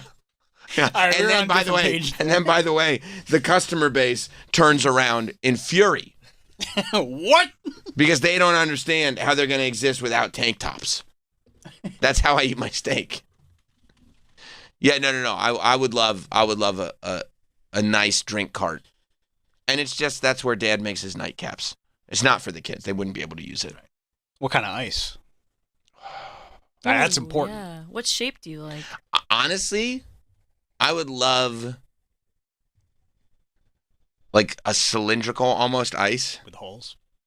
Ooh, that would be good. Yeah. That would be good. But I would also do like, in those really nice like drink places where they have like one big ice cube that they just like plunk into the glass. Yeah. Mm-hmm. I would do that. You ever see those guys? You need to have Jess slice it for you, like when they cut it. I like that. I mean, you can get those molds I was that gonna you say put I in the have freezer. those. Yeah. It's like 6 big blocks. Ooh, You I just, like that. Put the block in. I like that. Or a block and it's like you just pour it over. Yeah, and I wouldn't do. Some people do the ice, and they make ice of the drink. Oh, sure. So that when it melts, it's not Like watered for down. coffee, people do Right. that a lot. Right. But no, you need because you want like there's first sip, and then last sip is a different experience. That's how it's done. That's how it's done. And that's how Daddy winds down. Exactly. A nightcap. After a long day. It's a nightcap. And I think I'm entitled. I work hard. Put your feet up with your shoes still on. Shoes still on. Shoes are still on. Yeah. Jeans still on. Jeans still on. Nice pair of jeans. Same pair of jeans. Did they dry yet? These are them. Nice. Yeah. Oh, we're Yeah. back. They're really developing a nice fade. Yeah. We're so back. Yeah. Yeah. We're back big time. Yeah.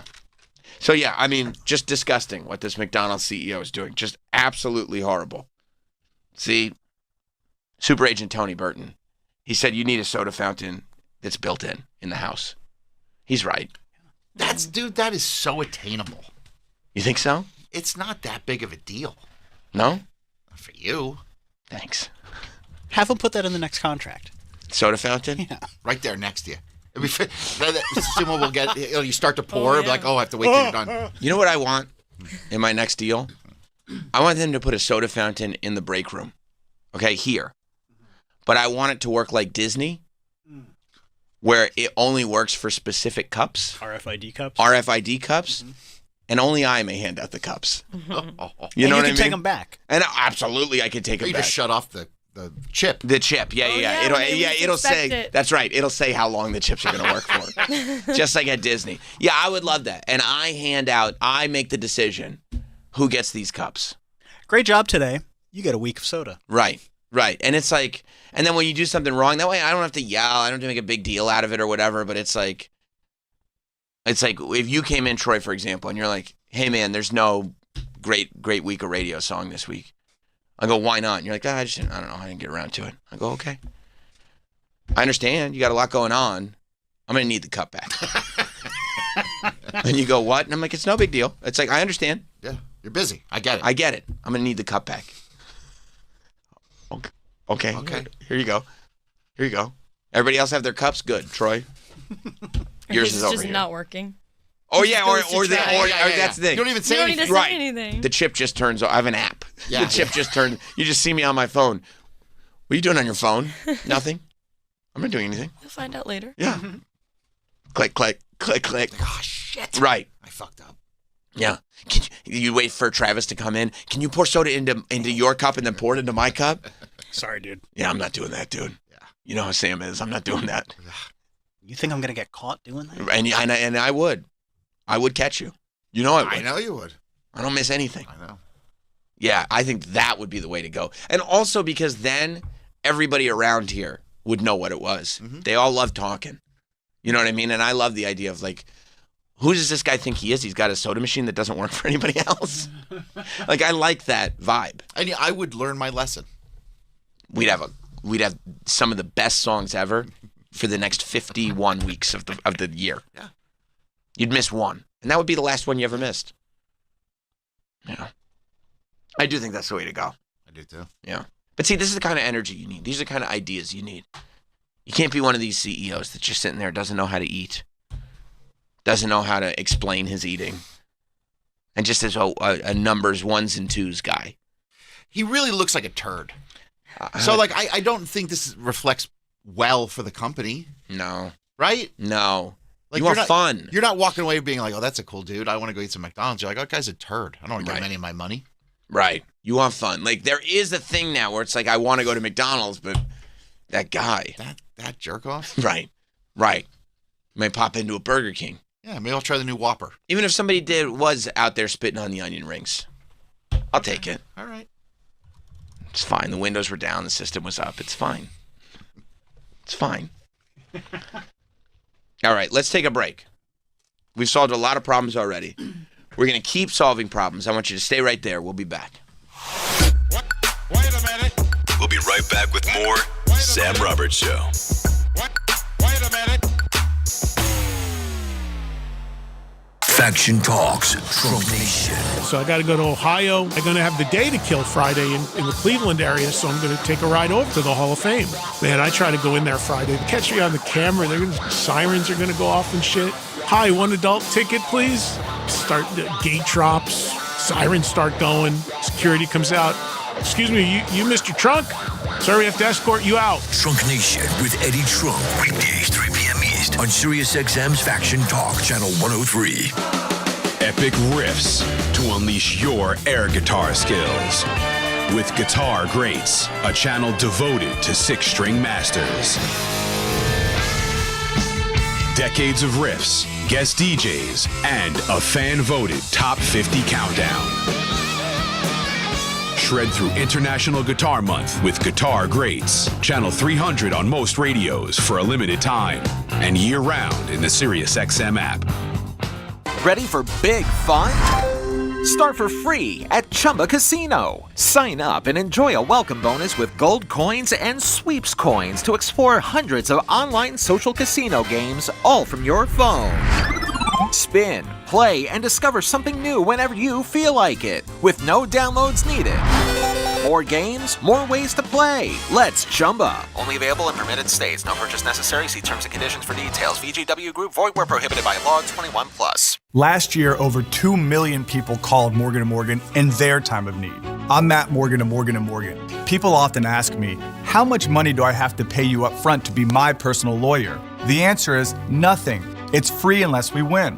We have recovered billions in settlements and verdicts over the years. We have never taken a fee unless we've won the case. You can hire the largest personal injury law firm in the world as your personal lawyer for free unless and until we recover for you. When life changes, clients choose us. When results matter, clients choose us. When the stakes are high with just one shot, clients choose us. So who are our clients? They're people just like you. People who share our values, hopes, dreams. People who believe that dignity is a God-given right. People who fight for a better tomorrow for their families and their children. And when they needed a personal injury lawyer, who did they choose? Who would you choose in your time of need? Injured? Choose the injury law firm Ronnie Munn chose. Morgan & Morgan, America's largest injury law firm. Running a business means wearing multiple hats. So if you're like me, you probably started out using your personal phone, taking client calls and texts nonstop. As my business grew, I needed something smarter. That's when I switched to Quo, the #1 business phone system. Quo works right on your phone or computer. No carrying 2 phones, no clunky landline, just one easy app you can try for free. Your team can share one number and handle calls and texts together like a shared inbox. Any teammate can jump into the conversation so customers get faster responses. And Quo's AI assistant summarizes your calls and responds to customers 24/7, so you never miss a lead or opportunity. All this starts at just $15 a month. That's basically 2 coffees. You can even keep your current business phone number. Find out why 90,000 businesses trust Quo. No missed calls, no missed customers. Try Quo for free at quo.com/join. That's quo.com/join to try Quo free. QUO.com/JOIN. We started Henyon and Walsh for people like you. People with integrity, honesty, and loyalty. The result? We care about you and your investment success. We're dedicated to your financial goals, so we'll always give you our best efforts because you've earned it. We're Henyon and Walsh and committed to you. Get a second opinion. Call 800-279-5279 or find us online. Investing involves risk, including the possible loss of principal. Advisory services provided by Henyon and Walsh Asset Management. Securities offered by Henyon and Walsh Inc. Member FINRA SIPC. Listen to the Masters exclusively on SiriusXM. On his way through the hole, and he's got it! A fist bump from McIlroy. Hear every incredible shot and all the dramatic moments as the best golfers in the world try to win the coveted green jacket. Oh, and it goes in the hole. Scotty Scheffler, eagle. Hear live coverage of the Masters starting tomorrow morning at 7 a.m. Eastern on Masters Radio Channel 92 in the car and on the SiriusXM app. Hey, I'm Mike Slater. My dad passed away at the age of 63. He was in great health. Was out of nowhere. Had a stroke. And super hard, obviously, for the whole family. But my dad had life insurance. So even after he passed away, he was still able to provide for my mom. And of course, by extension, my brother and I. This is why I have life insurance for my family, for my wife and 4 kids. And the best place to get life insurance is ethos.com. Because you can do it in 10 minutes. And there's no medical exam and no blood test. Just a few health questions. 10 minutes. You're covered. Your family is covered. You can get $2 million in coverage for $2 a day. That's a 10-year term life policy for a 35-year-old healthy, non-smoking male. We don't like to talk about death in our culture, but everyone's going to die. You are going to die. Get life insurance in 10 minutes so your family is protected. Ethos, ETHOS, ethos.com/free. Rates may vary, billed monthly. ethos.com/free. Ready for big fun? Start for free at Chumba Casino. Sign up and enjoy a welcome bonus with gold coins and sweeps coins to explore hundreds of online social casino games, all from your phone. Spin, play, and discover something new whenever you feel like it, with no downloads needed. More games, more ways to play. Let's Chumba. Only available in permitted states. No purchase necessary. See terms and conditions for details. VGW Group. Void where prohibited by law. 21 plus. ZipRecruiter is the place. ZipRecruiter is the place for talented teachers, savvy software developers, and master mixologists. ZipRecruiter is the place where you meet all these people and more. That's because ZipRecruiter is the place for job seekers who are looking for new opportunities. In fact, ZipRecruiter helps 10 million people with their job search every day, so you can find the right candidates right away. It's no wonder that ZipRecruiter is the place for skilled skydiving instructors, accomplished airbrush artists, and proficient pediatricians. But if you're not using ZipRecruiter to hire, you're missing out. ZipRecruiter is the place that's so confident it can make your hiring easier that it lets you try it for free at ZipRecruiter.com/comedy. So if you want the right candidates for all your roles, ZipRecruiter is the place to go. Try it for free at ZipRecruiter.com/comedy. That's ZipRecruiter.com/comedy. Never miss out on great candidates with ZipRecruiter. These statements have not been evaluated by the Food and Drug Administration. This product is not intended to diagnose, treat, cure, or prevent any disease. Do you have a history of those dreadful calcium oxalate stones? Well, Kidney Cop is here to help. Shown in laboratory testing to reduce the rate of calcium oxalate crystal growth by 99%. Yes, 99%. Don't wait. Start taking Kidney Cop Calcium Oxalate Protector today. That's Kidney Cop, C-O-P. Kidney Cop. Order today at Amazon.com, Walmart.com, or KidneyCop.com. That's Amazon, Walmart, or KidneyCop.com.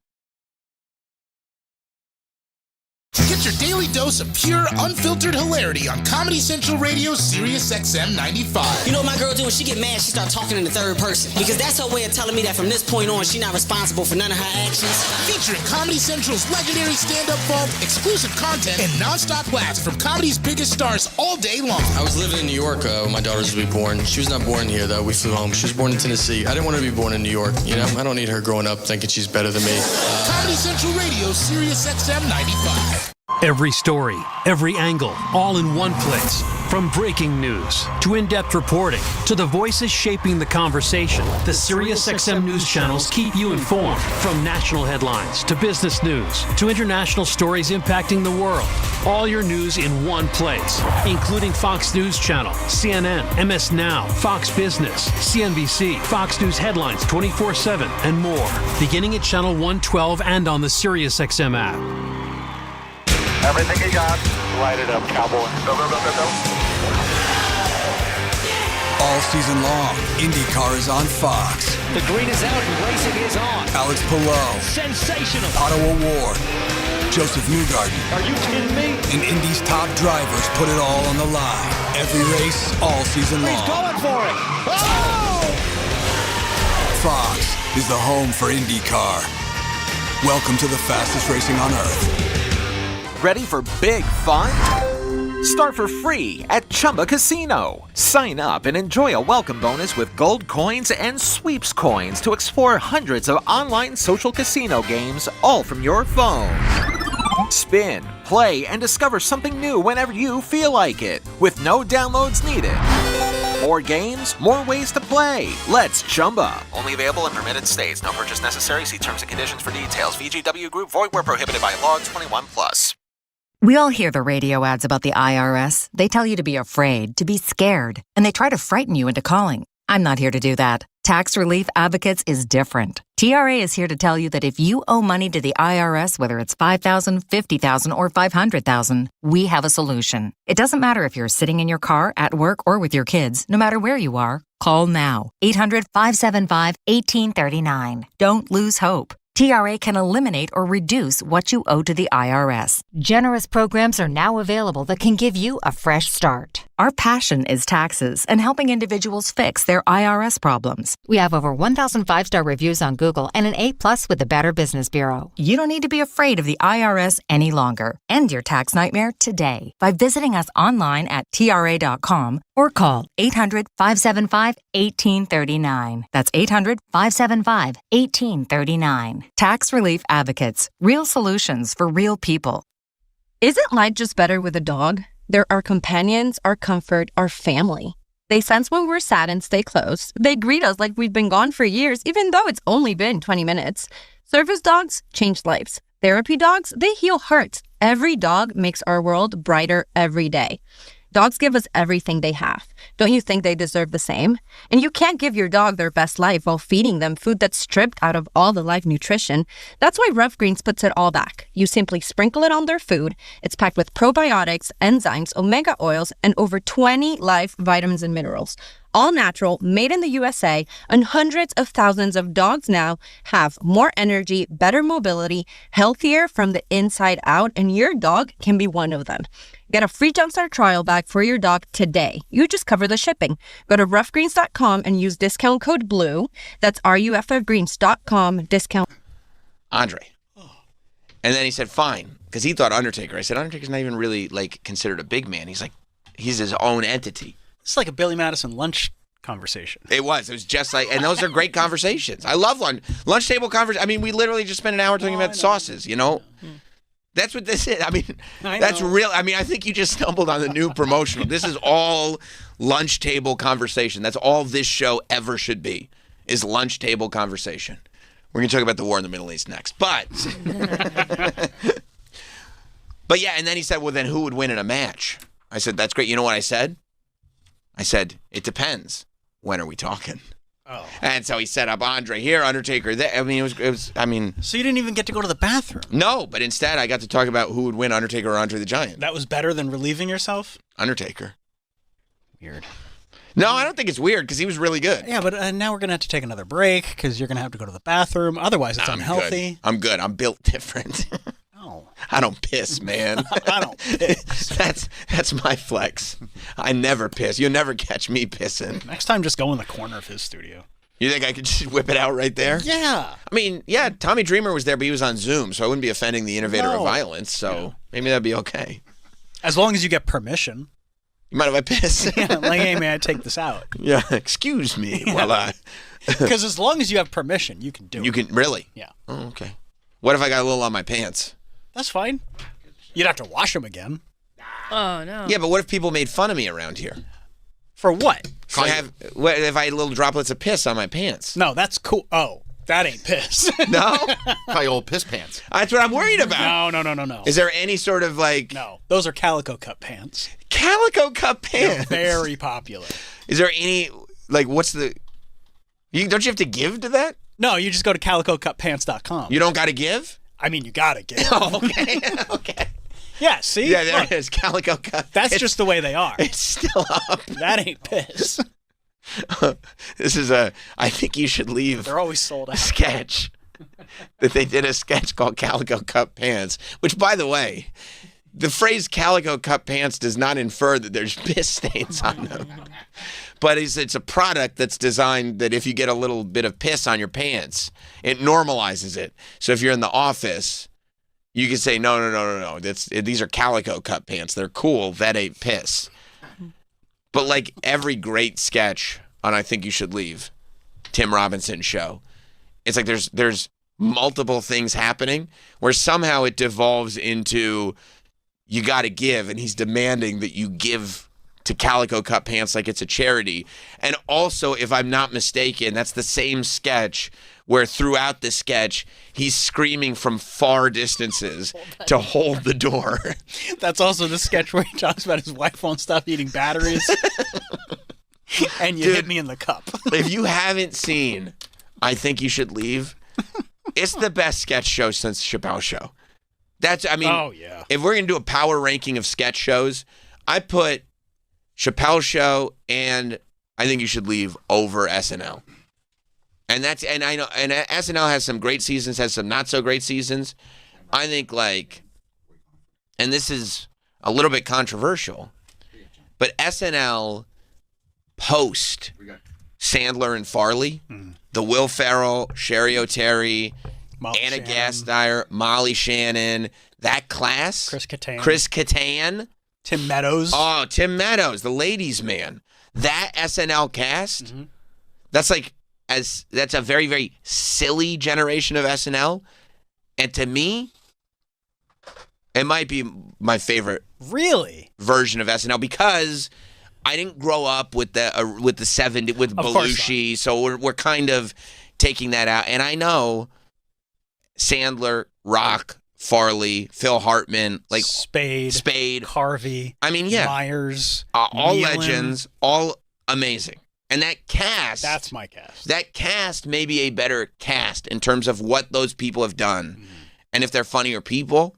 But in terms of just the show, the silliness of the Will Ferrell years. Dog show. Dog show's the fucking best. This is my dog, Mr. Bojangles. Say hello, Mr. Bojangles.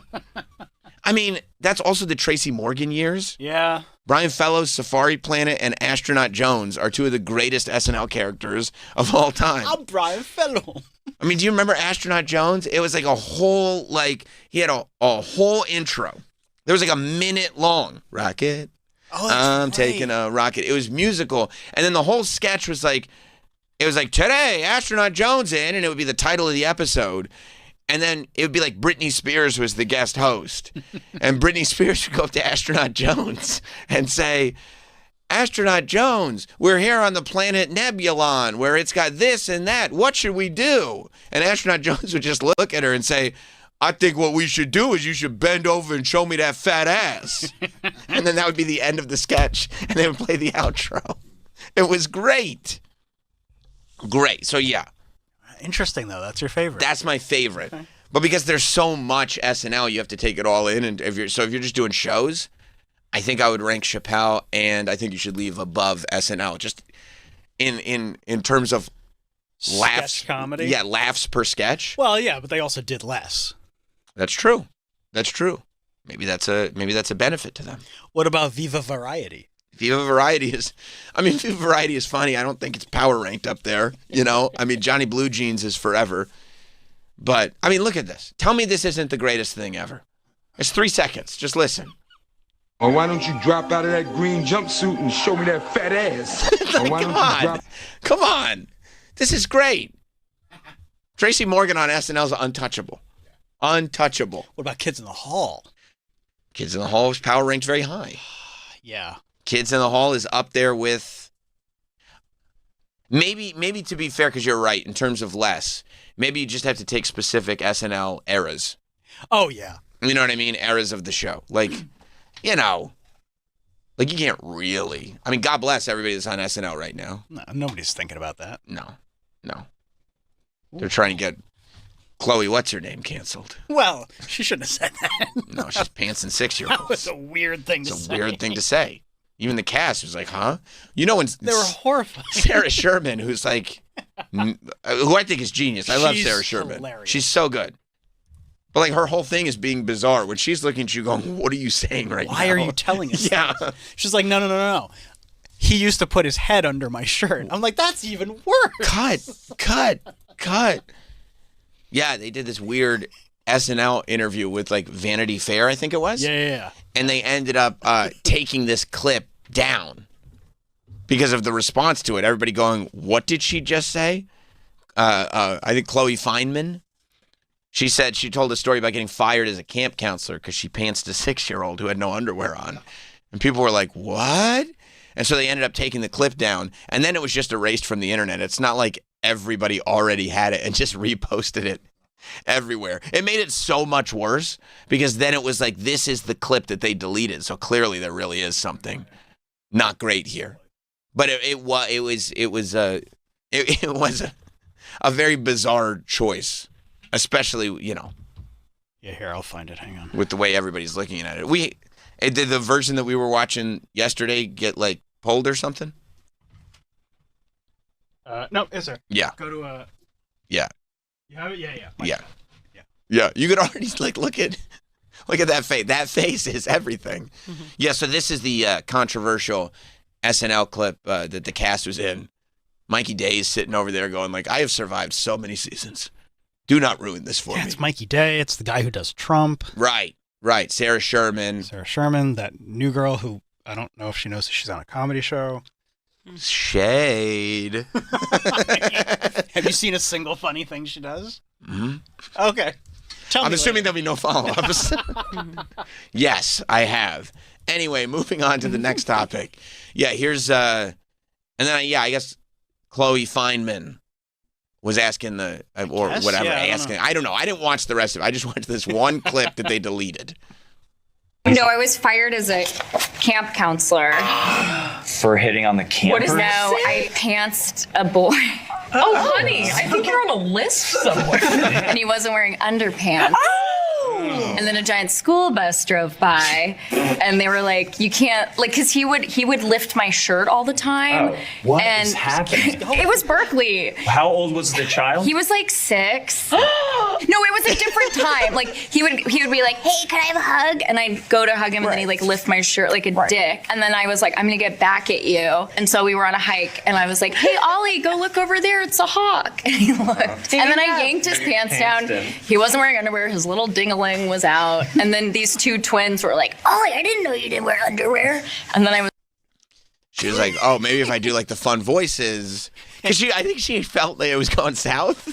She would be correct. I think she felt like the room was made to feel very uncomfortable by her story. She thought it'd be a fun, whimsical story, and the room was made to feel very uncomfortable. I mean, immediately. So she thought maybe like, if why are you saying this? Well, I can do these voices. Does that make it better? Yeah, and then unfortunately on Twitter they started doing the math. You know, because she was like, it was a different time. And they were like, what? That was like, they figured out like, it really wasn't that long ago. No, first of all, I had no idea she was 37. No, she looks great for 37. I never would have guessed that, ever. No, I thought she, honestly, I'd be like, I don't know, 28, 29? Yeah. Yeah. But, like, I mean, I don't know if you could say it was a different time. No, it wasn't that different. Pantsing is fucking hilarious. It is, but not 6-year-olds. No. Yeah, but not when the age difference is by a decade. And it's like you're getting back at him for a good looking under revenge his shirt. pantsing. Yes, but yes. Pantsing amongst adults is great. Or your age group. And just pantsing amongst your age group. Even. Like, you know. That's true. You don't want to pants a different gender too. That you can't. You shouldn't. Unless the kid was being a real douchebag. 6? You never know. I mean, then I honestly, if a 6-year-old is being that big of a douchebag, I say pants the parents. That's just me though, because I go, that's where the problem lies. You know what I mean? Pants his parents. I think they do that now after school shootings. Pants the parents? Yeah. Yeah, just because there has to be some kind of responsibility taken. You know, it's either that, either you pants the parents or they go into a TED Talk. One of the two. I don't remember which one is the better tact. Yeah. I mean, yeah, this was a weird one. So, yeah, unfortunately for me, the current iteration of SNL is not making my sketch comedy. No, they're just doing bad things to kids. Power rankings, yeah. Yeah, I'll stick with the Will Ferrell generation. So I got Will Ferrell generation, SNL. I've got Chappelle Show. Mm-hmm. I Think You Should Leave. Kids in the Hall. Kids in the Hall? So it's 4? Those are the 4 I have right now. What about The State? Were you a fan of The State? I wasn't a fan enough of The State. Okay. I'm aware of its importance. I love The State. It's good. What about Bob? No, actually, I'll let you do it. Okay. Yeah. Good for you. Aaron in Florida. Yeah, since you guys are talking about sketch shows, just want to kind of bring up a sketch show that ruined the life of Aaron nationwide, being Key and Peele. I literally can't go anywhere. They say, "What's your name?" Aaron. Oh, AA, you're on? I never heard that before, buddy. Thanks, that's real original. I mean, look, between you... That's high up there, dude. It is. Between Aaron, thank you, buddy. Aaron, between you not being able to use your name and Obama not being able to greet people anymore without it being microanalyzed, and I think it's even more special because sometimes, like, shows that are really good, if they get overhyped, the hype outweighs how good they are, and they seem not as good. But for Key and Peele, because they followed Chappelle's show, people were like, I'm not even giving them a chance. And there are a lot of people now that you go back and you're like, oh my God, this is genius. Like the idea that those two guys are geniuses now is actually reflected. Like when you look at what Jordan Peele is doing in horror and you go, oh, who would have known he was a genius? It's like, well, if you actually watch Key and Peele, you're like, no, they're geniuses. They're comedy geniuses. That translates to other genres, I suppose. I would put this very high up there because just off the top of my head, I can think of 4 classic Key and Peele sketches. Okay, tell me the 4. Okay, there's the Obama one, which we've already covered. Easy. There's Substitute Teacher. Yep. Which was Aaron. There's the Monday Night Football names. Yeah. And there's the one where they're talking about it's Key is playing a politician, and he's doing a town hall, and he's like talking about like the teacher or the husband, and then he goes or the gay person, and then it focuses on Jordan Peele, and he's like, what? No, that's not me. And every time he goes back to talking about gay people, the camera focuses on him, and he's like, no. That is, you know what? That might make that's all right. I think we got 5. I think we got 5. I think Key and Peele is up there. I think because and sketch can be very difficult to do, especially over time. Like there are bad sketch shows. Oh yeah. But I think I would put I put Key and Peele up there. I would go Key and Peele, Will Ferrell generation of SNL. Mm-hmm. I Think You Should Leave. Mm-hmm. Kids in the Hall. Kids in the Hall. We gotta start writing these down. I got 5. So we said Kids in the Hall. SNL. Will Ferrell. Key and Peele. Kids in the Hall. Key and Peele. I Think You Should Leave. Right. What was the other one? I Think You Should Leave. SNL, Ferrell. Oh, Chappelle. And Chappelle, of course, Chappelle. All right, now I gotta throw another one out there. Okay. Or if you want to go to line 2. I would love. Ooh. Because this is gonna fuck you up. Ben in Boston. Morning, boys. Morning. You guys can't forget the greatest, I believe, In Living Color. In Living Color is really good. I mean, just think of all the characters that we got. Candyman. Oh. See, just saying the name, we're all chuckling just thinking about it. Thank you, Ben. And it was also a time where you could really, go heavy on stereotypes. Oh, yeah. I mean... Men on Film. I was literally thinking of Men on Film. Antoine Merriweather. And the whole bit was like, we're just playing into this gay stereotype. It was so funny. But it was 1990. Yeah, you could do that then. You could. And we weren't, Fire Marshal Bill? Right. Yeah, that one. What about the bodybuilder? Oh, Jim Carrey's bodybuilder. What about the fact that, I'm telling you. You could go into any public room in the country and say the phrase, homie, don't play that. And you'd be the clown. You'd be the king. Homie the Clown, you have no idea the level of... They've got to be on this list. ...societal importance that Homie the Clown held. Let's take a quick look at Men on Film. This might push me over the top. Cable Access Channel 96 presents Men on Film. The theme song is It's Raining Men. Hello, I'm Blaine Edwards. And I'm Antoine Merriweather. And welcome to Men on Film. Today, we're going to look at films on video cassette from a male point of view. That's right, and tonight we're brought to you by a brand new sponsor, Hungry Men's Dinners. Now, how do you handle a hungry man? I wrestle him down and take advantage of his weakness. First off, okay, you can fade out. I think you got Troy, you like that? Antoine Merriweather. What was the other guy's name? Blaine. I didn't catch his last name. Blaine. Oh. But Blaine was his first name. Blaine. It's just the greatest names. In Living Color is up there. Let's go to Mike in Canada. What's up, Mike? Hi, have you seen Tom Segura's new sketch show, Bad Thoughts? I have seen Bad Thoughts. It's only one season, though. Okay, but remember Mad TV? Where does that rank with you guys? Ooh, Mad TV. Brian Callen, remember? It's really good. No, yes, I remember. Sounds like you're doing a sketch. Remember? Remember? Yeah. Listen. I'm not putting that on the list. Mad TV had highs and lows.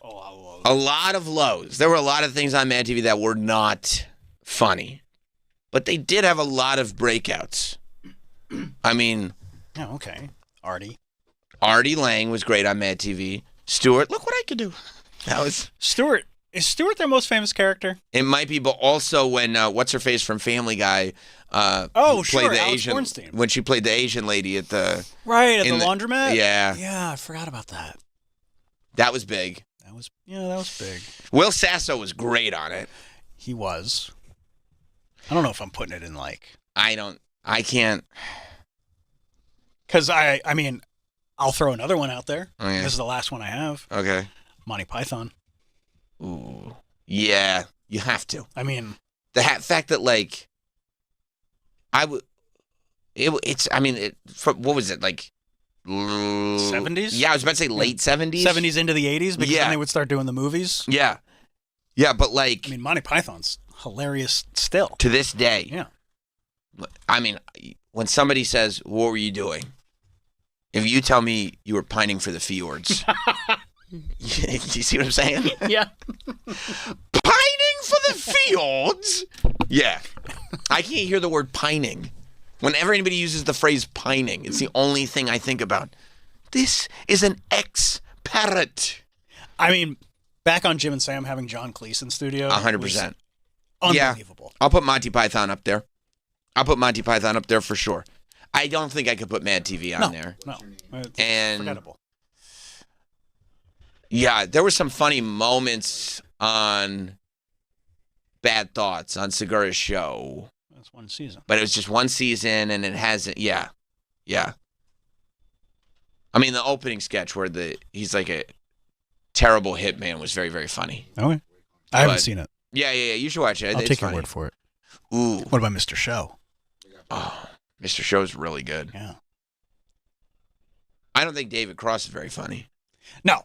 I was literally, we were posting a clip from that interview. I've watched the clip. The clip that we're going to post is when he's talking about the fact that he's going to go and be an artisan and then ends the sentence when he goes an artisan and I go, yeah. And he goes, yeah.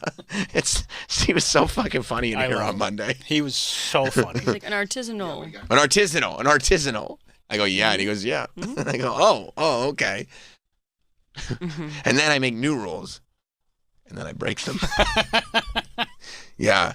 I don't know if I can put Mr. Show on as an all-timer. I think the cast is stronger than the sketches. You see what I'm saying? Like, I like David Cross and Bob Odenkirk, I think, more than I like Mr. Show. That's fair. If that makes sense. Yes, that's fair. Yeah. Yeah. Matt in South Carolina. Hey, boys. Yeah, you're missing probably the number 2, SCTV. Oh, yeah. Very influential. Yeah, and that cast. I mean, that's like, isn't that like Catherine O'Hara, Eugene Levy, I mean, Rick Moranis, John Candy. Did what's his face, the Martin dad Short, from do Freaks and SCTV? Geeks. Oh my God, he's like an underrated king. Yeah. Joe Flattery. Yes. Yeah, Joe Flattery. Yeah, Martin Short. Yeah. Oh, Egon. It's Harold Ramis. Right. He did stuff besides Ghostbusters. Yes. Oh, okay. I didn't know. We're talking us into number 1. Yeah, SCTV is unbelievable. Yeah, thank you. Thank you, Matt. SCTV, so that 1, 2, 3, 4, 5, 6, 7, 8. That puts us at 8. SCTV, Monty Python, In Living Color, Kids in the Hall, Key and Peele. I think you should leave. SNL, the Will Ferrell generation. And Chappelle, for sure. Let's go to Corey in Rockland. Hey, what about the show? It was on for 3 years. It was called Fridays. It had Michael Richards. It had Larry David. It has that famous Andy Kaufman skit. That was Fridays. Well, that was a happening. If I recall correctly, when Andy Kaufman did that was a happening. But I don't know if it was from Fridays. I saw a Michael Richards sketch that I was not a fan of. Was that from Fridays? I think it was from Fridays. It was a while back. The reboot? Yeah, I think it was on a Friday. It might have been that. Maybe that was it. Maybe that was it, Corey. Maybe that was it. Thank you, buddy. I can't put Friday. Even just the name, Fridays. Like, you're clearly just ripping off SNL. Can't do it. I'm not saying it was bad. I'm not saying it didn't have its moments the way Mad TV had its moments. But no. Chris in Iowa. Hey guys, sorry I joined you late. What about the Tom Green sketch show days? I think it was on MTV. Growing up, that Canadian sense of humor was a little bizarre for me.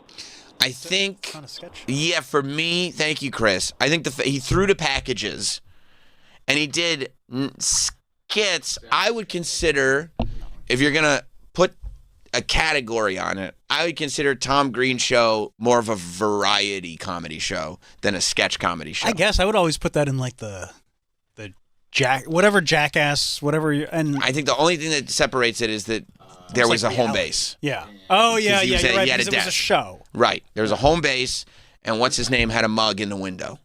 Phil? Phil.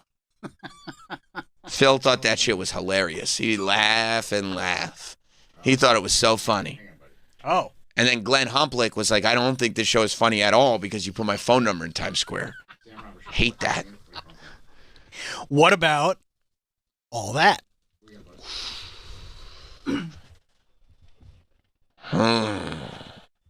It's going to be generation specific, obviously. It's very generation But I have to tell you specific. something. Go ahead. Sometimes I think a lot of stuff on this show is generation specific. We're just trying to bring everybody on board. I could reference all that. You got the French guy. I mean, that's where Good Burger started. Yeah. Remember, I mean, and by the way, I'll catch one of my kids. I'll catch one of my kids. Good. Don't be specific. I'm not going to be specific. I'll catch one of my kids watching all that sketches now on like his YouTube. Like I forgot about some of them. Lori Beth Denberg shouting as the librarian. That's what it was. Yep. Shouting at people. Wasn't she also, didn't she do like a news reporter? Connie Mondoon. That's it. And the only, again, I'm quick with the references because I've seen Connie Mondoon pop up on one of my kids' iPads.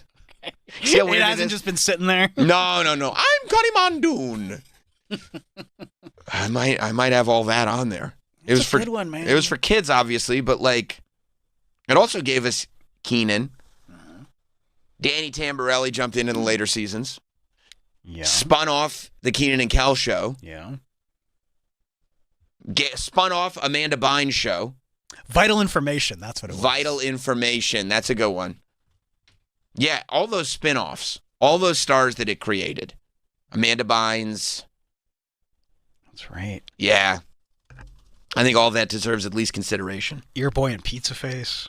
We love Your Boy and Pizza Face. Everyday French with Pierre Escargot. And sometimes I wonder if you remember the white kid on that show who had like brown hair, the dude? Yeah. I think that's Andrew Schultz as a kid. Oh, I think it is. Good for him. Yeah, Josh Server, I think, is Andrew Schultz. Yes. Yeah.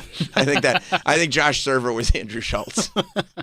I'm pretty sure. If you go back and look at it, there's at least a Super case to be made. Super Dude. Is that the one Schultz played? No, no. Oh. Keenan was Keenan was Super Dude. Oh, okay. I'm just saying there's a case to be made. Justin in Florida. Yeah. Hey, Sam. I mean, what do you think about The Whitest Kids You Know? I think that show was pretty hilarious, and that's your boy Zach Kreger. You love Barbarian, I think. What did he even do after Whitest Kids You Know? Nothing really. No, I think The Whitest Kids You Know is probably the most underrated, excellent sketch comedy series. I was. Thank you, Justin. I was never a fan. Obviously, Zach Kreger did Barbarian and then Weapons. He's one of the greatest filmmakers of our generation. Is he doing Resident Evil now? I think he is doing Resident Evil before he does the. Hopefully, I think it's happening. Does the prequel to Gladys? It better happen after she got that statue. I think That's gonna push it over the top. You should watch The Whitest Kids. I'm not familiar enough to put it on my list. And I don't know. Which is fair. I don't know that it's enough of a blind spot. Like, it still feels debatable. It's very good. Let's go to Mike in Chicago. What's up, Mike? Hey, what's up, Sammy? What about Nick Kroll's show, The Kroll Show? He had that sketch comedy show for a couple seasons, a couple gems on there. I'll tell you, I don't think I could put it on my list. I think it is very underrated. I think Nick Kroll is... I think that show was actually really, really great, especially since he was the one playing all the characters. I actually think Nick Kroll is fairly underrated. But I can't put Kroll Show on the list. The list right now is SCTV, Chappelle Show, Monty Python, In Living Color, all that, Kids in the Hall, Key and Peele, I Think You Should Leave, and Saturday Night Live, just the Will Ferrell generation. A long list. It's 9. Is that 9? We're trying to get to 64. Wait, what was the last one that you put on? I missed it. SCTV, all that, Monty all Python. That. I didn't put on all that. Okay, thank you. Let's go to Joe in Virginia. What's up, Joe? Every single cast member from the league. Okay, So goodbye. He just loves the league. I don't know who he was talking to. I do love sometimes when you pick up the phone and you hear like they are having a conversation with somebody else, but they are talking about the show. Like, that's kind of amazing. Yeah, no, the league is also really good. This is Nick Kroll. Yeah. Let's go to Greg in Pennsylvania. What's up, Greg? Hey, I want to ask you guys about Mr. Show. It was on HBO for a while. In the That's it. 90s, Bob Odenkirk and David Cross. That's the second. Travis just brought it up a moment ago. It's classic. That I could be pushed. You think I should have Mr. Show? I feel like now if all that is You're on... going to need 10. You're at 9. Oh, for proper power ranking? Yeah, of course. You can't have a top 9. Right, because we're not going to tournament this. We're going to power rank it. Yeah. I'm going to add Mr. Show right now. It could be removed if you think of a better option. Right. So right now our 10 are Mr. Show, All That, SCTV, Monty Python, Chappelle Show, In Living Color, Kids in the Hall, Key and Peele, I Think You Should Leave, and Saturday Night Live, specifically the Will Ferrell silliness generation. So now we're at the point, that's 1, 2, 3, 4, 5, 6, 7, 8, 9, 10. Can we just make SNL your favorite generation? No. Oh. It's specifically the Will Ferrell Thought maybe it would make generation. Specifically. Okay, fine. Let's go to our friend. Let's go to our friend Mike Fanoia, who, by the way, we just posted video over the last week while we were out.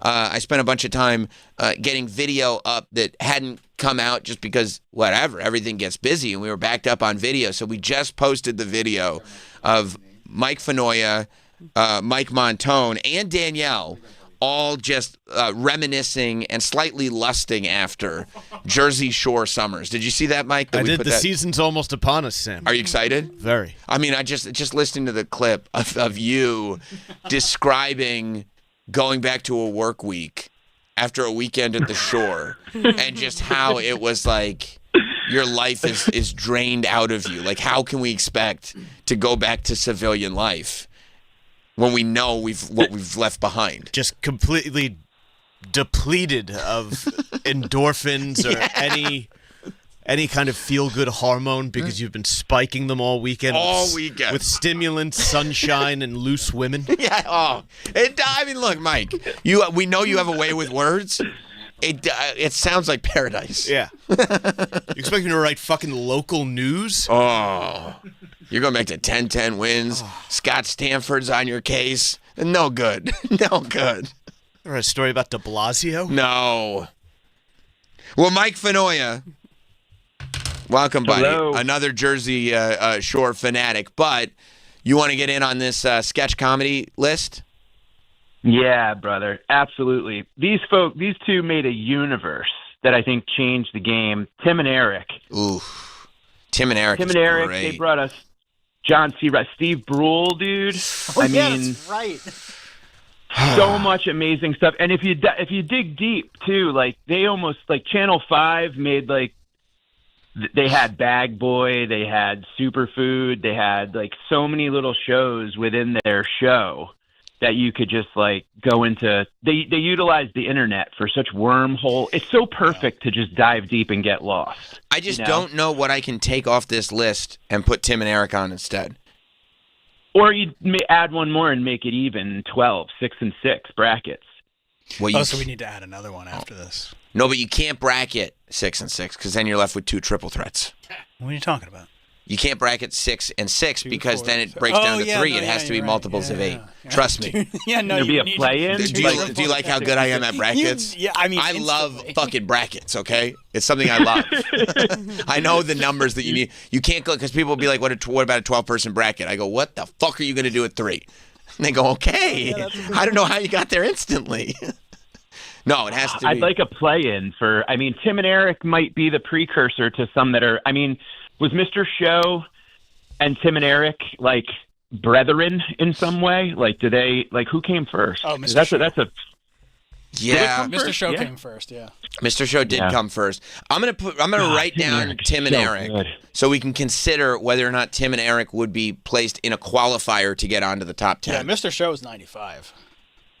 Yeah, no, Mr. Show Oh, for and sure. Tim Eric was up. Yeah. Okay. Well, I'm okay with a qualifier. Plus, I'm Tim happy really with wants that. to go to Haunted House. He does. He really wants to go to Haunted House, but I think that Aqua. His patient was just jacking off. Did you guys ever see? They made a half-hour episode of Steve Brule as Bag Boy. He's a grocery bagger. I don't think I ever saw and, that. It's this weird lost in the corner of the internet. If you like Steve Brule, if you like Tim and Eric, just search Bag Boy in YouTube and just enjoy it. It's a half hour of the most. It's like if David Lynch directed Steve Brule. I love that. It's so great. It's unreal. But yeah, please, give my boy Eric Wareheim some love on this list, man. I love that. Thank you, Mike. I appreciate Love you it. guys. You're the best. Jim Tan Laundry today. Bye. GTO. Steve Brule taught me about the one game at the casino that you can never lose. Which one is that? It's 1 of paper, you get 4 of coin. That's the other thing, man. Tim and Eric did have all the times we reference I think you should leave now, where it's like if you get it, it hits, but most people absolutely do not. That was Tim and Eric. Yeah. Oh, yeah. I'm putting it on. I'm writing it down. That's what I can say. Carlo and Austin? Portlandia. Actual nerd sketch is one of the funniest things I've ever seen in my life. Portlandia. I have a question about Portlandia because I've been meaning to watch it. Like I've heard so many great things about it over the years. Is it a sketch show or is it like a show? Like I know that they're playing characters, but doesn't it like follow a story? No, they play multiple characters in multiple sketches over an episode. I think they might revisit some characters from time to time. Oh, okay. So it's not like a 30-minute show every week. It's different sketches every week. Absolutely. Oh, okay. Yes. All right. I'm not going to put it on my list, Carlo, but I appreciate the contribution. I've heard nothing but great things about it.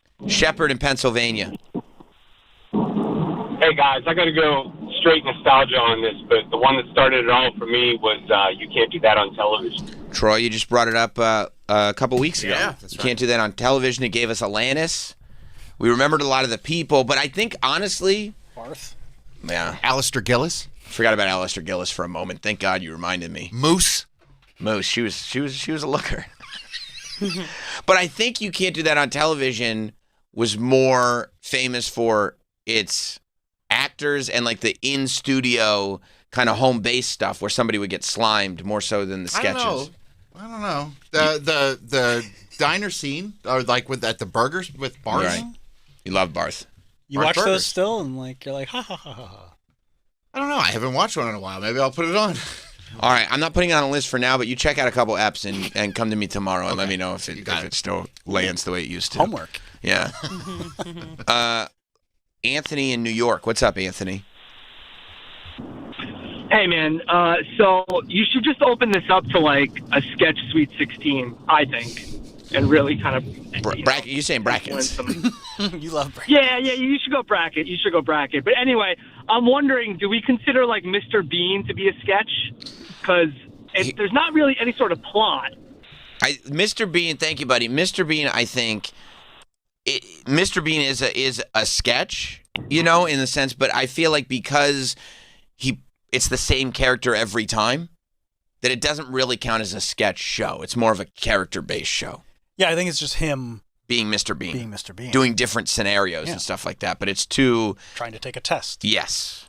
Meeting the queen. And then he gets his finger stuck in his zipper and it looks like his penis.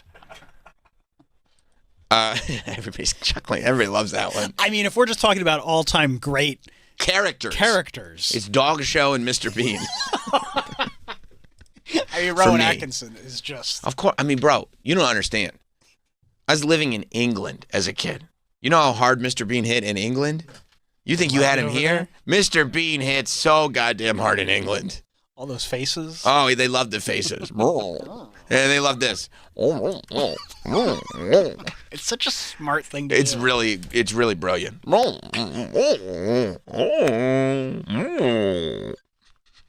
going to do a Mr. Bean radio show. Is that on 4K? All right. Dr. Exum, I love it. Doctor, it's my favorite thing to hear people contributing to the show when they don't know they're on the air. Dr. X in Mexico City. You got to take it to Sweet 16, and I got 4 doozies. let's go quick. Carol Burnett, the fucking Muppet Show, not necessarily the news. And for you English bitches, Benny Hill, dude. The tits and the sketches on that show alone with that fucking wacky sax song, fucking amazing, dude. I would hopefully catch that on. Well, I think amazing, bro. I think Benny Hill. Thank you, buddy. Benny Hill was really famous for that one sketch where he's trying to he's famous for two things. It was running away, and also trying to I guess sexually assault large-breasted women. Is that a sketch? That was a sketch. Yeah. I was always just chasing large-breasted women. So I'm not going to put Benny Hill on. But Carol Burnett, I actually will put onto this side list because also Super Agent Tony Burton chimed in. And he said Carol Burnett. He also said the Muppet Show. The fucking Muppet Show. That's what Dr. X called it. These fucking Muppets. Yeah. I mean, Muppet Show, you know you're going to get a yes from me. I'm not going to put it on as a sketch show. It is a sketch show. I know it is, but I'm just not doing it. It's all sketch. What do you... Well, because what did the Muppets play? They played themselves. Characters. I mean, they played themselves. We knew it was Kermit.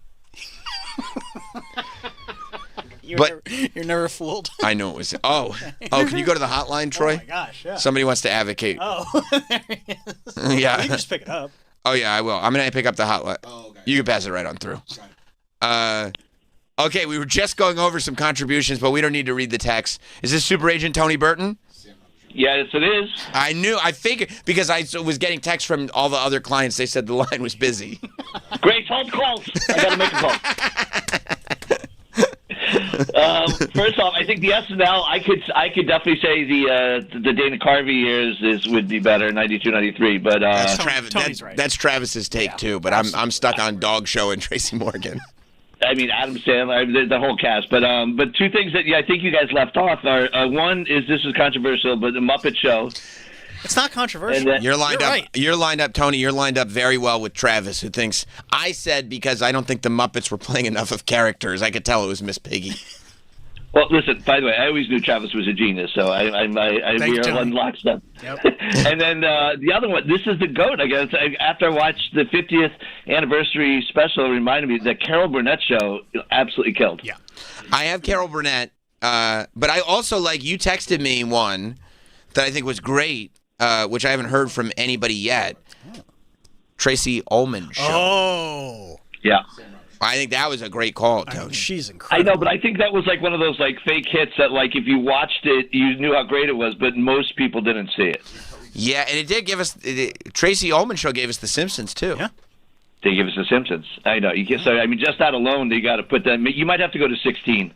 You might be able to get the Sweet 16. This could be bracketed. You're saying? I think Sweet 16. You can't go past the Sweet 16. I don't think. I don't know. I feel like we got a lot of time before Thanksgiving. With Thanksgiving, we got to get this in by Memorial Day. What? How are we going to do that? Try harder. You can do that. All right. So I definitely say Muppet Show and Carol Burnett. You got to put towards it. You got to put it in there. Okay. Thank you, Tony. Put the Muppets on the list. Travis, you roll. I put Muppet Show on the side list. Is Tracy Ullman on the side list? On the side list. Okay. We'll have to narrow down the side list. We might narrow down the big list too. Let's go to Wheezy in Montana. What's up, Wheezy? Hey, can we put Crash Test Dummies on this? Do not make me close this list before it's even time. Do not make me close this list. Wheezy. No. Look at all the funny shit they did. No, I guess technically that was a sketch. His whole face looked hilarious. And it was the three sketches. First it was the girl who didn't want to change with the other girls in the change room. I get that. And that kid whose hair had turned from black into bright white. Those were three sketches. Look at how much they've given us already. No, Wheezy. Goodbye. And the kid who got into an accident and couldn't go to school. That's the kid with whose hair. Oh, yeah. The accident had turned his hair from black into bright white. Well, he couldn't understand. He couldn't quite explain it. Yeah, can we put them on the side list? No. Oh, okay. The list is closed. You guys are gonna make me close this list if you don't take it. If you don't take it seriously, I'm gonna close it. Crash Test Dummies on every list. No, in Canada, they were really big in the sketch world. It was great. Brendan in Florida. Hey, man, what's going on? Hey, man. So the show I came up with was the Amanda Show, and then the second one, Whose Line Is It Anyway?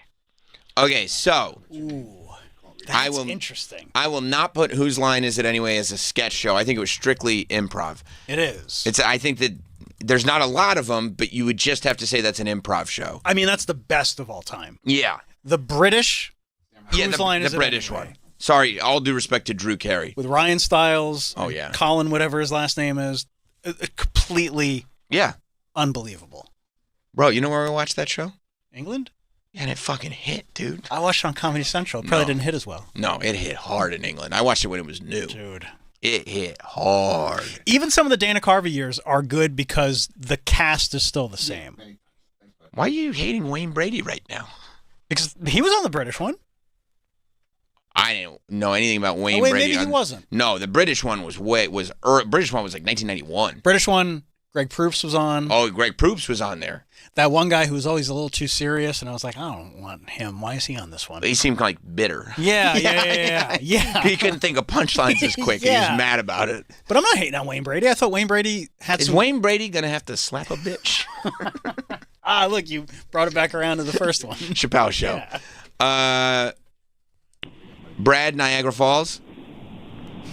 I don't think anybody's mentioned Kids in the Hall yet. We did. We got Kids in the Hall. We got that on the list. Thank you, buddy. That's not even on the side list. That's on the list.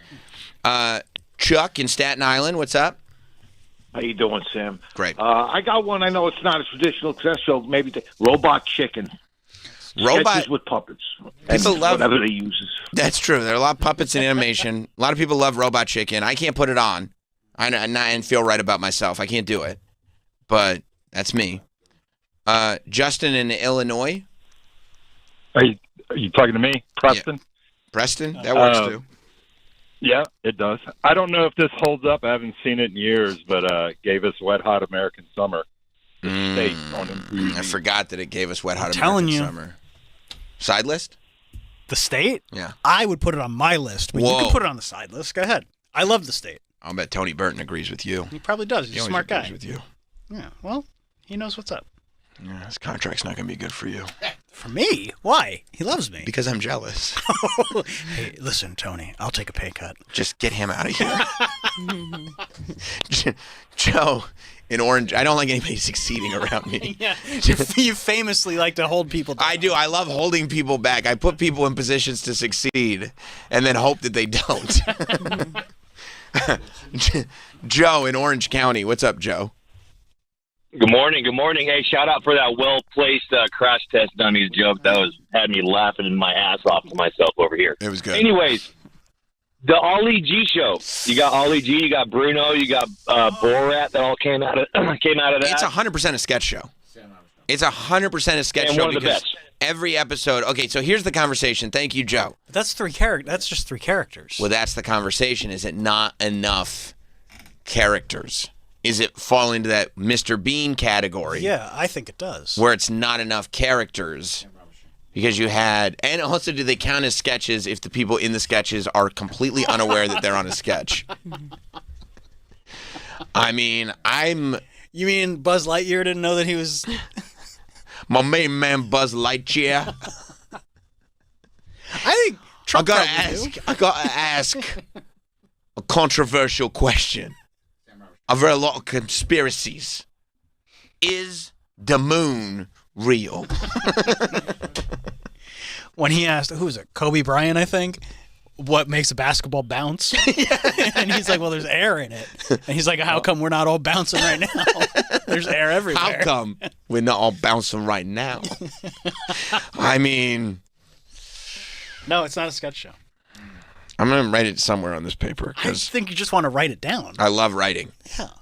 You think Ollie G is a sketch show? No. Not enough characters? No, it's characters, but it's not like... it's just kind of like a real life situation. Like he's really like interviewing. Oh, I see. Because it's not a scripted sketch. Correct. Yeah. Okay, I would put it almost in the same category as Tom Green. Tom Green. Yes. Yeah. I'd say so. All right. You've convinced me. You're right about that because nobody else has agreed to be a part of the sketch. No. That guy who was just ordering a pizza didn't agree to be part of Undercutters. No, he did not. Especially when he chased Tom Green with a hammer. And almost all times his parents didn't agree either. No. Slutmobile, for example. Or Where's My Dinner, bitch? No, you're right about that. Those are great points. Libby in Portland. Hey, good morning, guys. Good morning, Libby. Hey. There we go. Oh, I'm on speaker. Hold. It's just you just got loud Libby. in my ear. Libby, you gotta be Gilly and Keys. Whoa, Libby with a good recommendation. And this is it's a good one. Are we going to sit here and be boomers and say, well, that's not on the television, that's on the internet? No. Like Boomer Danielle? Are we going to? We can't argue with that. Yeah, I mean, well, if you look on the IMDb, it says television.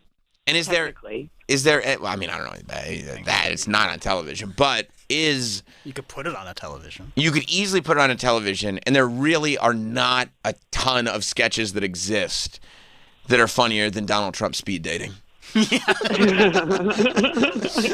Like, and it does pass that test of like I say a sketch and everybody starts laughing. That's a good one. Yeah. I feel like Gillian Keys Anyway, that gets was my consideration. pick, so I'll get off the phone now. All right, thank you. Look at Libby with the discipline. Yeah, hey, I'm gonna go. Way to go, Libby. Let's go to Rob in New Jersey. What's up, Rob? Going on? How about I was forced to watch this at my aunt and uncle's. Hee Haw. Here's the thing. Well, that's not a good way to pitch it. I consider. I know. I mean, I'm watching Woodstock '99, watching Let and Buck Henry, but you know, it is what it is. Thank you, Rob. I think Hee Haw fits in more with a variety show, and also it wasn't that good. It was just there wasn't a lot on. Yeah, there's 2 channels. Right. David in Ohio. Yeah, I was gonna say Rowan Martin's Laugh-In, because I feel like that's the original sketch show. That is the original. It's not. You wouldn't put that in variety show category? I would. That's kind of where I was thinking too. I wasn't sure what the variety. Gave us Goldie Hawn. Love Goldie Hawn. Same. You know who else loves Goldie Hawn? Rest in peace. No. Goldie Hawn, I believe, is She's still with us. I think I would have come up when I talked to Kurt Russell. You say so. Sorry about your lady, I would have said. Sorry about your girlfriend. No. Good news, Travis. Oh, thank God. She's still with us. Yeah. Wow. Yeah. Hallelujah. I do like that idea. Thank you. I like that idea of convincing yourself that people are dead just so you get the good news that they're not. Yeah. You know, 'Cause it feels good. You're like, oh, great, they're still here. I love Goldie Hawn. Yeah. I do love Goldie Hawn. Yeah. And she was a smoke show. Smoke show. You ever seen her in a bikini doing the hippie dances? I love that. Me too. I mean, that got me charged up when I was a young man. You were a young man. Realize it. Would you say that Goldie Hawn in a bikini doing hippie dances with the paint on her belly? Would you consider that kind of a coming of age moment? It's definitely a first memory. Yeah. You too? For sure. Definitely. I just couldn't believe how beautiful she was. Right. But I think this held us back in the One Hit Wonders competition where you and I fell in love with people and it made them go further in the tournament. And I feel like if we put Rowan Martin's Laugh-In on, you and I will fall in love with Goldie Hawn. And it will make that show go much farther than I it could is. picture that happening. We should probably... Oh, my God. Look at her. Man, she was sexy. She's so great, isn't she? Yeah. Oh, and she's so fun. Fun. Yes. Fun. Oh. Carefree. Totally carefree. Just there for a good time. Kind of has that like late 60s kind of like shaggy short haircut. That's right. And things haven't gone totally awry in this world. There's still an optimism there. Yeah. What's the worst that could happen, she would say. Yeah.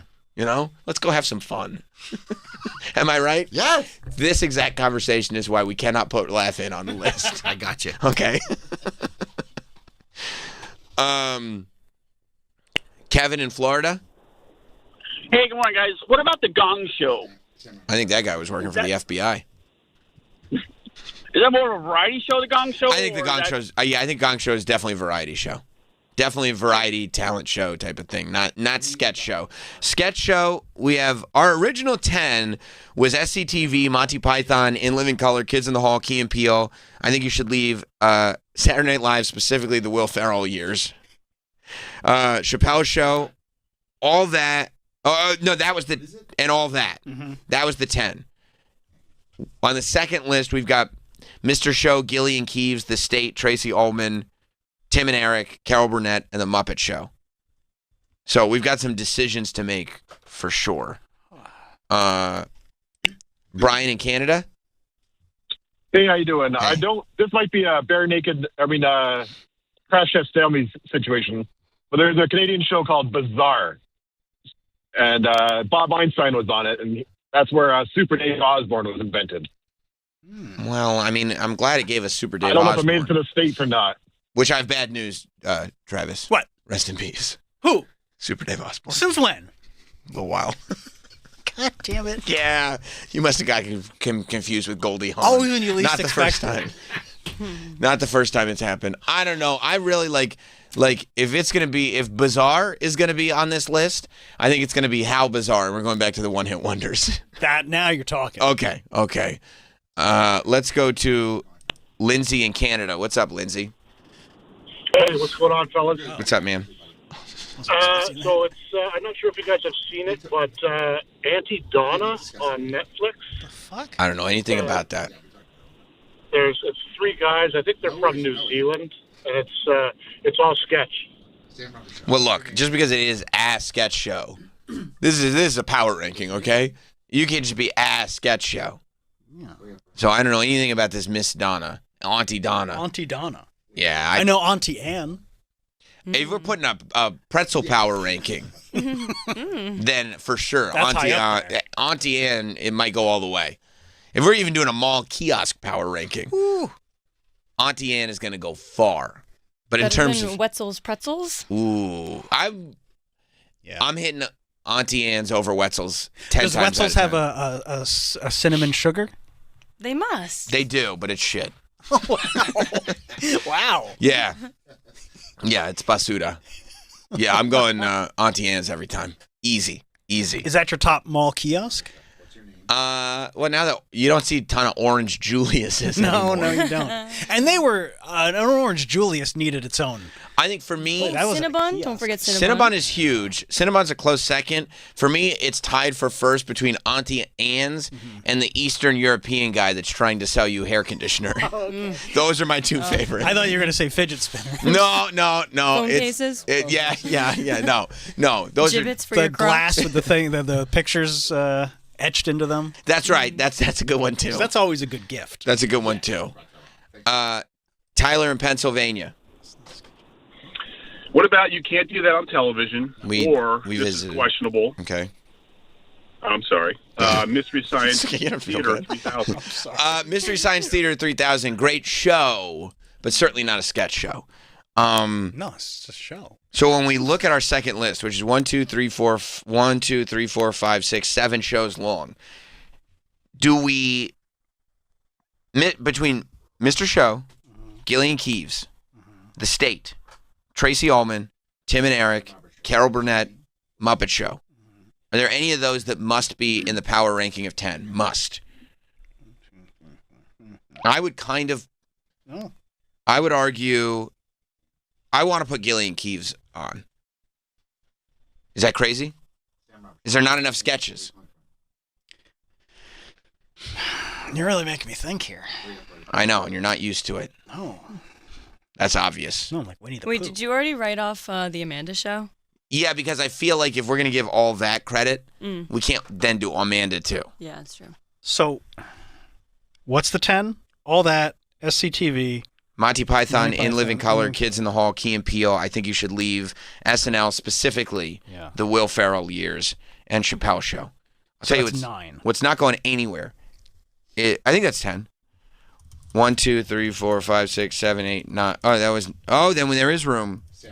I guess we're not officially putting. Chappelle Show's not going anywhere. No. SNL, specifically, the Will Ferrell years, is not going anywhere. Right. No, I know.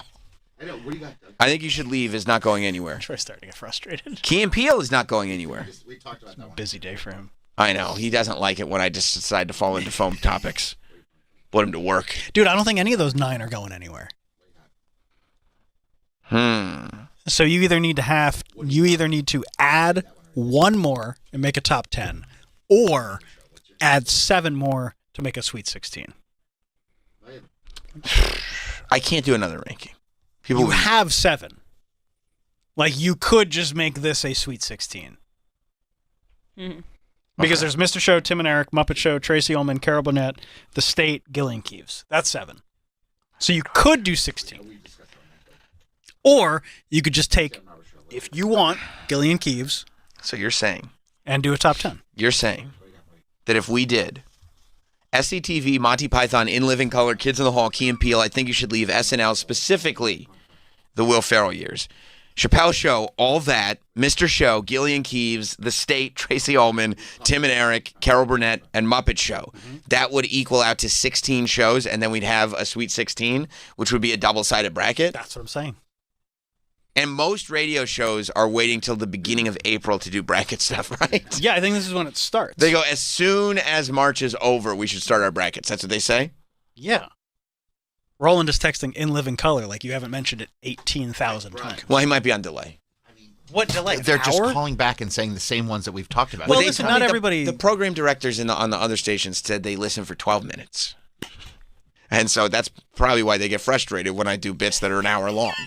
Because they said, you got to reset. I go, well, I'm not. Yeah, but look at everybody calling in. I know, they love it. Yeah. They love this game. And Troy's got to use those big little fingers of his. And they tell me, you got to reset, and you can talk about the same topic over. And I go, well, I'm not doing that. Yeah, I mean, it says it right there on the pad data, best sketch shows. Everybody knows what we're talking about. But that's why. They're like, well, this is my 12.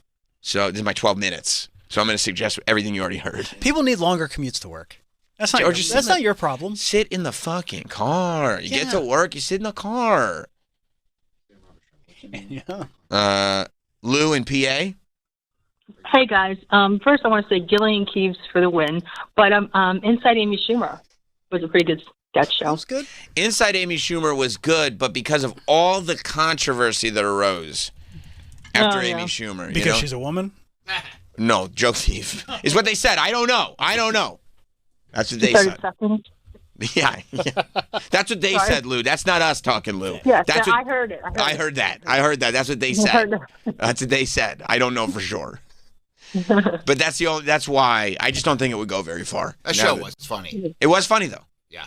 It was funny. It was funny. I remember when she did the what was it? The 12 Angry Men takeoff sketch. Mm-hmm. That was a great episode. Maybe because I love that movie, but that was a great episode. But and Colin in the elevator. Yes. With the small talk. Yes. No, there were some standout moments for sure. But also, I don't know what I would take off now that we're officially bracketing out and do Sweet 16, and we are doing it. I don't know what what I would take off of this 16 for Inside Amy Schumer. But a good call, Lou. Thank you. Right. Thank you. Bye. I have to ask you a question. Then ask. If you have to, then you have to. If we're doing 16, and we are. Now I think you need to revisit something that you brushed aside earlier. Just say what I did. I poo-pooed it. You poo-pooed Mad TV because you weren't putting Mad TV on your main list. But I think Mad TV deserves a spot probably over at least one of those. What's the one? 7. Okay, the 7 are Mr. Show, Gillian Keeves, The State, Tracy Ullman, Tim and Eric, Carol Burnett, and Muppet Show. If I had to choose, Muppet as much Show? as I love her, no. Oh. And Tracy. by her, I wasn't talking about Miss Piggy. Oh. As much as I love her, I would probably put it over Tracy Ullman. Because as awesome as she is, I can't think of anything off of that show that is as memorable as The Simpsons. She's an icon. I She's see what great you're on saying. Curb. She's great in everything. I see what you're saying. But I mean, We Bobby might- Lee and Mad TV. Oh, Bobby Lee was so good. I heard he took a shit in the boss's office on that show. Really? Yes, he's crazy, man. He's a crazy guy. Zach in Tampa? Yeah, I just got off a call with a client, so I didn't hear the beginning. But did anybody bring up Andy Milonakis? No, that name hasn't been brought up. And he did have a show, I think, on MTV. Yeah. But I don't think he ever got better than The Super Bowl is Gay. I don't think he ever beat his debut single. Well, he rocks peas on his head, but don't call him a pea head. That's true. I was just about to say that's pretty hard. That's pretty hard to top. That is pretty What hard. about Taj Point? That's not a sketch show. I would argue that's not a sketch show. There is sketch material in it. Argue. He makes fun of the news. It's not a sketch show. No, he does. No, They- Tosh.0 is the internet where he will do sketches. Yeah. Like he'll do like a web redemption. That's not a sketch. That's an interview with a guy. No. He did. Or did Dana? Go ahead. I don't know. Go ahead. What No, character go did ahead, Zach. You were about to say something. He was about to say something What What about the Dana Carvey show? Here's the thing. Best documentary of a sketch show? It's a great documentary. And you do realize when you go back, thank you, Zach, that you go back and you're like, man, that should have gotten a better shake. But it just didn't. It made zero impact whatsoever. The cast was incredible. I'm not even saying it wasn't funny, but because nobody ever saw that show. More people have seen the doc about the fact that nobody saw that show.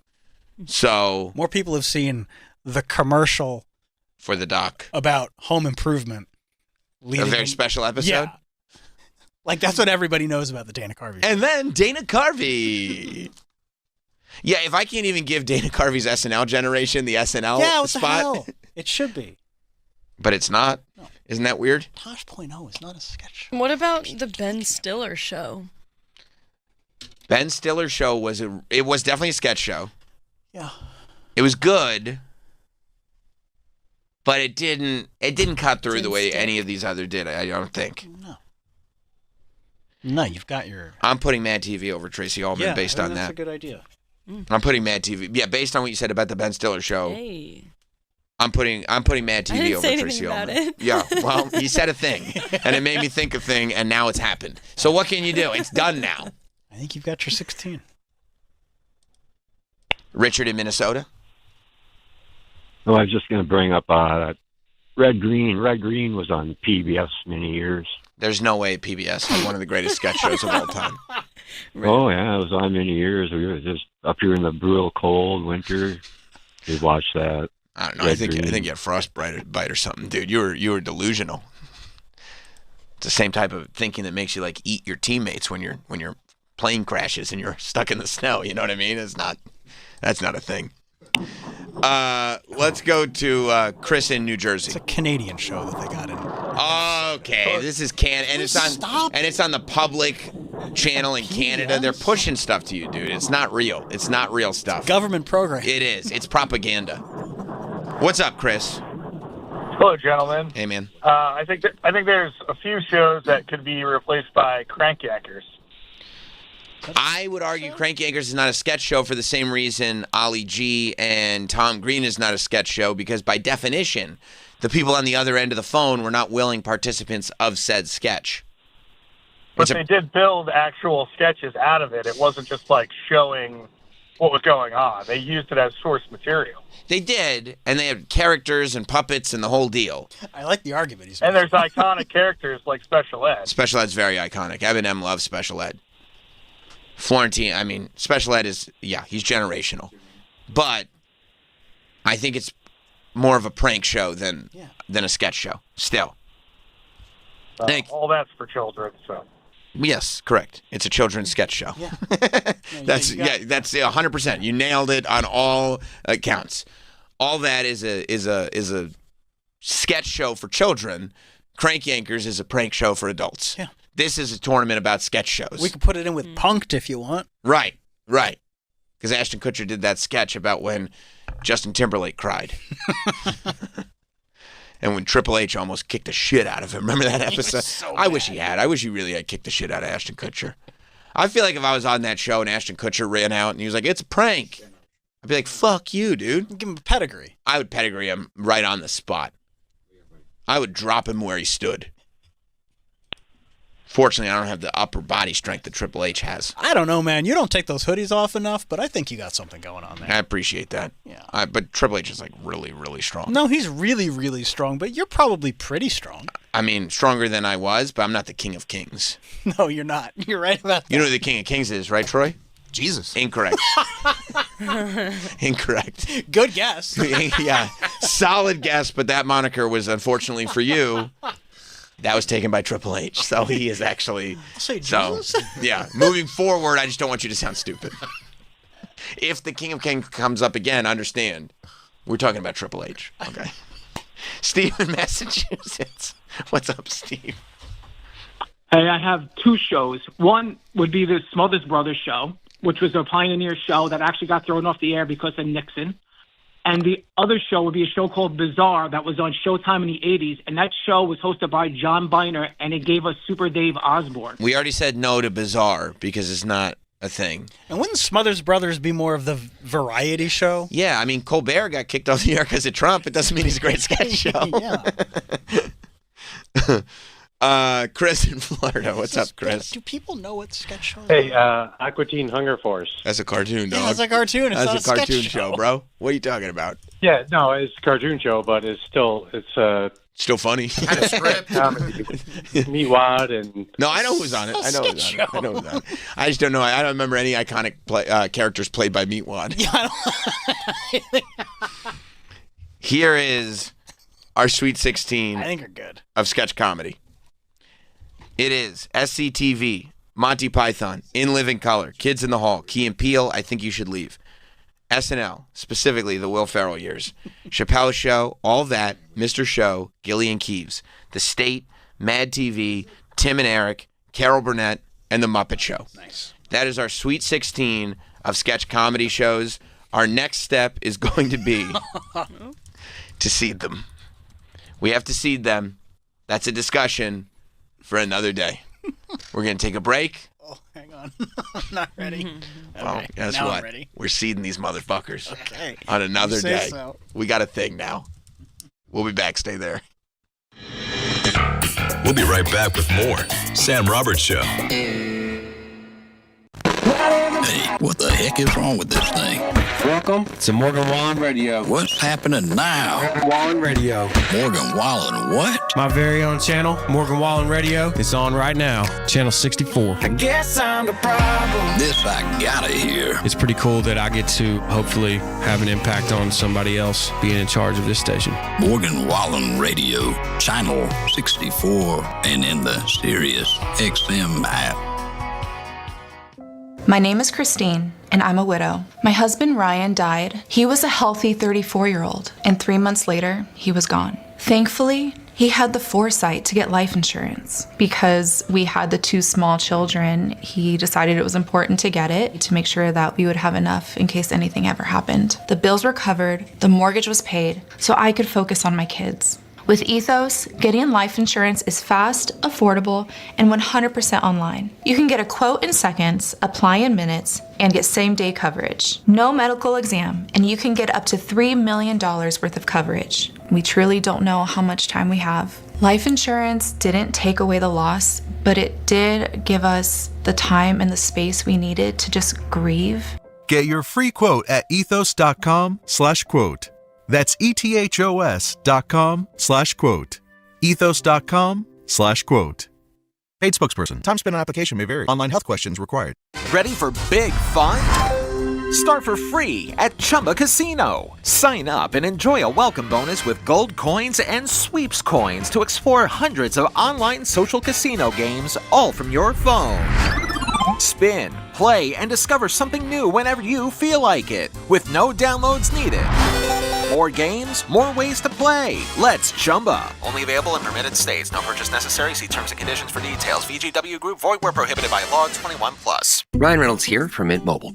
I don't know if you knew this, but anyone can get the same premium wireless for $15 a month plan that I've been enjoying. It's not just for celebrities. So do like I did and have one of your assistants switch you to Mint Mobile today. Visit mintmobile.com/radio. Upfront payment of $45 for 3-month plan, equivalent to $15 per month required. Intro rate first 3 months only, then full price plan options available. Taxes and fees extra. See full terms at mintmobile.com. You've worked hard for your money. Now let it work hard for you. RJM Group and Company has been helping families grow their 02. That's 1-888-775-3002. That's 1-888-775-3002. RJM Group. Trusted, proven, built for your future. Individual results may vary. There's no guarantee that past performance will be indicative of future results. Invest wisely. The Bonfire with Big J. Okerson and Robert Kelly. Jacob, you are uncomfortable to do comedy around. That's not true. You're the only person who's ever fallen asleep while looking at me while I'm talking. We have to drop that argument that you haven't fallen asleep. We've watched it. Jacob and my therapist both fell asleep on me. This is why you won't go to therapy. No. That's why he quit. I didn't quit therapy. Yeah. She quit therapy. Yeah. She quit you. The Bonfire. Weeknights at 5 p.m. Eastern on Faction Talk or anytime on the SiriusXM app. Conan O'Brien here. On Conan O'Brien Needs a Friend, I was joined by Arsenio Hall. We had an amazing conversation about the wild energy behind the scenes at the Arsenio Hall show, the pain of network notes, and how losing his magic act forced him into a comedy career. I had never had a chance to sit down with Arsenio, and this was a dream come true. Conan O'Brien Needs a Friend with Arsenio Hall. Now available on the SiriusXM app. Just search Conan. Hey, I'm Mike Slater. My dad passed away at the age of 63. He was in great health. Was out of nowhere. Had a stroke. And super hard, obviously, for the whole family. But my dad had life insurance. So even after he passed away, he was still able to provide for my mom. And of course, by extension, my brother and I. This is why I have life insurance for my family, for my wife and 4 kids. And the best place to get life insurance is ethos.com. Because you can do it in 10 minutes. And there's no medical exam and no blood test. Just a few health questions. 10 minutes. You're covered. Your family is covered. You can get $2 million in coverage for $2 a day. That's a 10-year term life policy for a 35-year-old healthy, non-smoking male. We don't like to talk about death in our culture, but everyone's going to die. You are going to die. Get life insurance in 10 minutes so your family is protected. Ethos, E-T-H-O-S, ethos.com/free. Rates may vary, billed monthly. Ethos.com/free.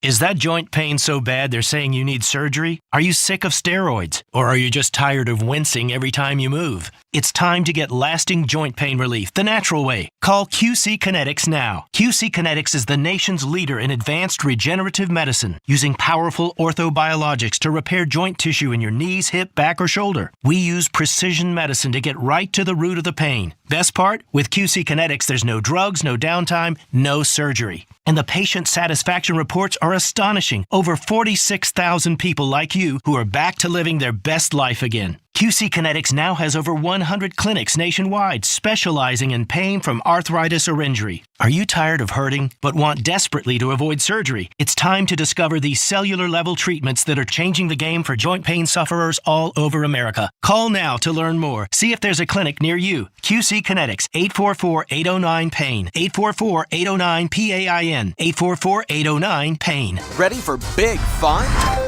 Start for free at Chumba Casino. Sign up and enjoy a welcome bonus with gold coins and sweeps coins to explore hundreds of online social casino games, all from your phone. Spin, play, and discover something new whenever you feel like it, with no downloads needed. More games, more ways to play. Let's Chumba. Only available in permitted states. No purchase necessary. See terms and conditions for details. VGW Group. Void where prohibited by law. 21+. At Audion Hearing, our mission is simple: to make better hearing affordable for everyone. We're proud to offer high-quality, rechargeable hearing aids starting at just $98. Clear, comfortable, and ready to use right out of the box. And here's a study worth hearing. Research shows that wearing hearing aids can reduce your risk of dementia by up to 61%. Join over 1 million happy customers and hear the difference today by going to audionhearing.com. That's AUDIEN hearing.com.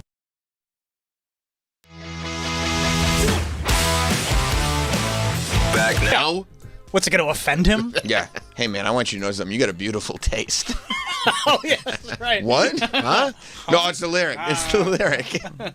It's the lyric.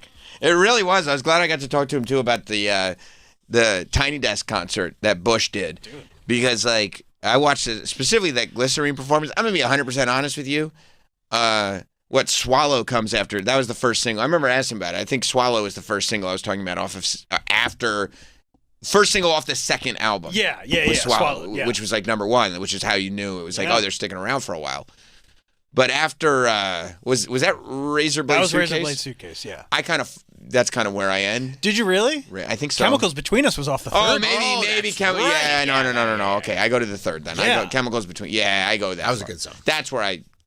That's where you tap out. I think that's where I tap out. I think where a lot of people did, yeah. Yeah, I'm a hits guy with Bush. And times kind of changed. Yeah. Times kind of changed, and there's enough hits that you can sit and enjoy still. Yeah, they're solid. You know, Bush could put out a best of album, and it would be solid. Yeah, I don't ever remember a time where you'd hear Bush's music and not be like, oh, this isn't good, or this is old, or something. Yeah, it never really, like, cheesed. No, it's never cheesed, no. Which is interesting, because even Incubus, like, Pardon Me While I Burst Into Flames, it kind of cheesed up a little bit after time. Yeah. I don't think Bush did. which is interesting. Because their song, like Machine, I was thinking like Machine Head. That's a really heavy song. It's a really heavy song, but like he was saying, like it keeps that his melody is still in it. Yeah, you know what I mean. And that's not an easy thing to do. Like to have a melodic, heavy song like that. And back then, I was like, really into heavy music. So I was like, damn, like these guys are kind of. I kind of like Bush. Yeah. They rock. They do. Plus, your girlfriend was into him too. Back then, that was the thing. Yeah, I mean, how could you not be? I know, and you got it. Everybody was into him. Oh, really?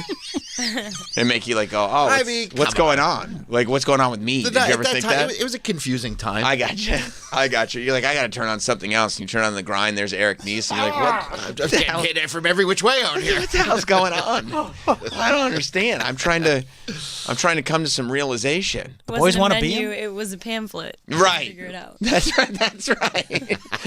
That's 100% right. You're right. Yeah. Listen. We can have the brain's a complicated organ, okay, and it leads to other organs having complicated thoughts, doesn't it? It is funny though, like at that time, in that age, like one thing could really just send you down a whole different path. That's right. One music video could just be like, oh, I'm going in this direction, and there really weren't as many people to talk to about your because it wasn't a time to talk about your feelings. No, you couldn't do that. Get your ass kicked. Yeah, that's right. Get your ass whipped. Yeah. I did like his answer, though, when it was like, you guys went out there. Like, was there any part of you that said no? And he was like, no, they would have replaced us. Just get out there or don't. And, okay, we better go. They knew that this is very, like, just Gavin out there on his own and going like, no. This is where we make you a star. Yeah. What if the other guys were, like, jealous or they, like... you got to know. You know what I mean? Like you got to kind of go like, listen. I mean, at the time, you're probably like pissed. Maybe at the time. I think bands sometimes that's a trap they fall into. Yeah. Where it's like they think they're all equally. It's not even about being talented necessarily. They just think they all have that equal level of charisma. And it's like sometimes that's why there's a front man in a band. Like sometimes it's one like that guy's a rock star, and no matter how talented we are, it's good to be associated as long as he doesn't become a dick, which 9 times out of 10 he becomes a dick. Yeah, I'm sure. Because he realizes like I don't have to do shit. I could get rid of all you guys. Nobody knows your names. Right. And I don't even have to be good. I don't have to practice. I don't have to do anything. I'm just like everybody's just in love with me. I bet the one guy that was in Bush that kind of looked like Gavin, but no. Like handsome. Like it kind of looked like Yeah. It kind of looked like the movie star's brother. Yeah, if you go to images of Bush in like 1997, 1998. Yeah. Right there. Stop. That first photo. Yeah. Yeah, it's the guy. It's the guy in the leather jacket, right? With Yeah. But like Gavin starts a band with a couple guys, so they're all kind of in this together. But see, like even in that picture, like Gavin's wearing a sleeveless sweater, and the other dude's wearing a t-shirt with a leather jacket. And the vibe to me is like that dude shows up with the leather jacket, and he's like, "Nobody told me we were wearing sweaters. No, what are you doing? I didn't know we were wearing sweaters today. You didn't say we were gonna wear sweaters." And Gavin's like, "It's just how I woke up, man. Just how I woke up." But he was great. He was awesome. Yeah. He seemed like maybe he didn't become that big of a dick. Maybe he did. I don't know. But honestly, if he did, I don't know. I mean, he's entitled to it. You are that handsome, and you wrote that good of music. Yeah. And it was successful. Then like, it wasn't like you were really handsome, wrote great songs, and nobody cared about them. Right. You know why there's an apostrophe at the end of my name on my show? Why is that? Because I can. Yeah. I can get away with it, Because you are that handsome. I'm that handsome. You do that good at radio. That's right. But people like it. But it's mainly the handsome thing. Yeah, it's mainly that sex appeal that radiates. That's why? Even off my voice, yeah. You're the Gavin Rossdale of radio. I was just... Have anyone ever told you that? I know, but I was thinking it, and I didn't want to say it. I thought it would sound stupid if I said it. I'm glad you said it. I said it. I'm glad you did. That's honestly why I had him in. I figured once he got in the studio, somebody would realize, like, I'm like him, but for radio. It'll become clear to everybody. Everybody will figure it out. I'll bet the listeners felt that way. Of course. I think so. I saw, while we have a second, that Tekashi 6ix9ine, another great musician like Gavin, Tekashi 6ix9ine, one of today's great recording artists, was able to get out of jail.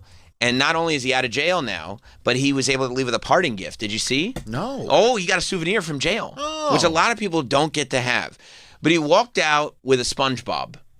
Okay. Right? Commissary? Well, okay, so I was looking at it closely because here the headline was that Tekashi 6ix9ine, and I watched the video, is true.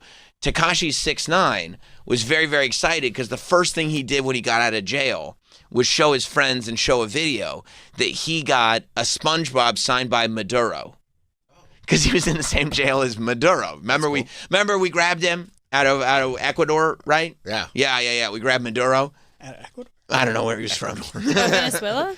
That's it. Same Venezuela. Yeah, well, I don't remember. It was a long time ago. I do love the fence. I said out of Ecuador. Troy was like, yes. Yeah, that sounds right. Yes, keep going. Yeah. Down there. Yeah, you nailed it. Yeah. So we grabbed Maduro. We put him in jail. It was the same jail as Tekashi 6ix9ine. I didn't even know Tekashi was still in jail. He's been in. I thought he's been out. No. He went, there was a whole ordeal of him going in a couple months ago. A couple months ago, he went in. I think he just missed Diddy. Like they were just like ships in the night. Oh, that's because that's jail. As Diddy went to prison, he went to Maduro jail. But he's in. It's the same jail where Diddy was, where Sam Bankman-Fried was, where what's his name who had the pills that he jacked up the prices on. Martin Shkreli. Martin Shkreli was in there. I think. Epstein. Epstein's in Florida. He's in Palm Beach, but not in a jail, just walking around. I thought he was having in sushi or Tel Aviv. It could be. I saw a video. I think he's having sushi in Palm Beach. We'll talk about it tomorrow. Sure. But that's the plan. I mean, yeah. It's been the plan. Okay, well, guess what? We do an hour on sketch comedy. When things come up, I know, right? Am I going to disrupt the flow to be like, oh, I had a plan? You know what I mean? Oh, we got to get to this. No, that's not what we do. We're here to have fun. Okay, we're having a good time.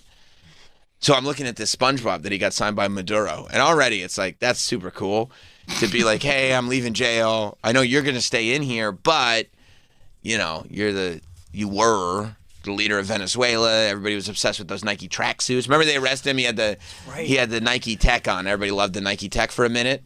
So Tekashi got his SpongeBob signed by Maduro on the way out. His SpongeBob. That's right. So it was like this SpongeBob figurine thing that he was holding, and he got signed by Maduro.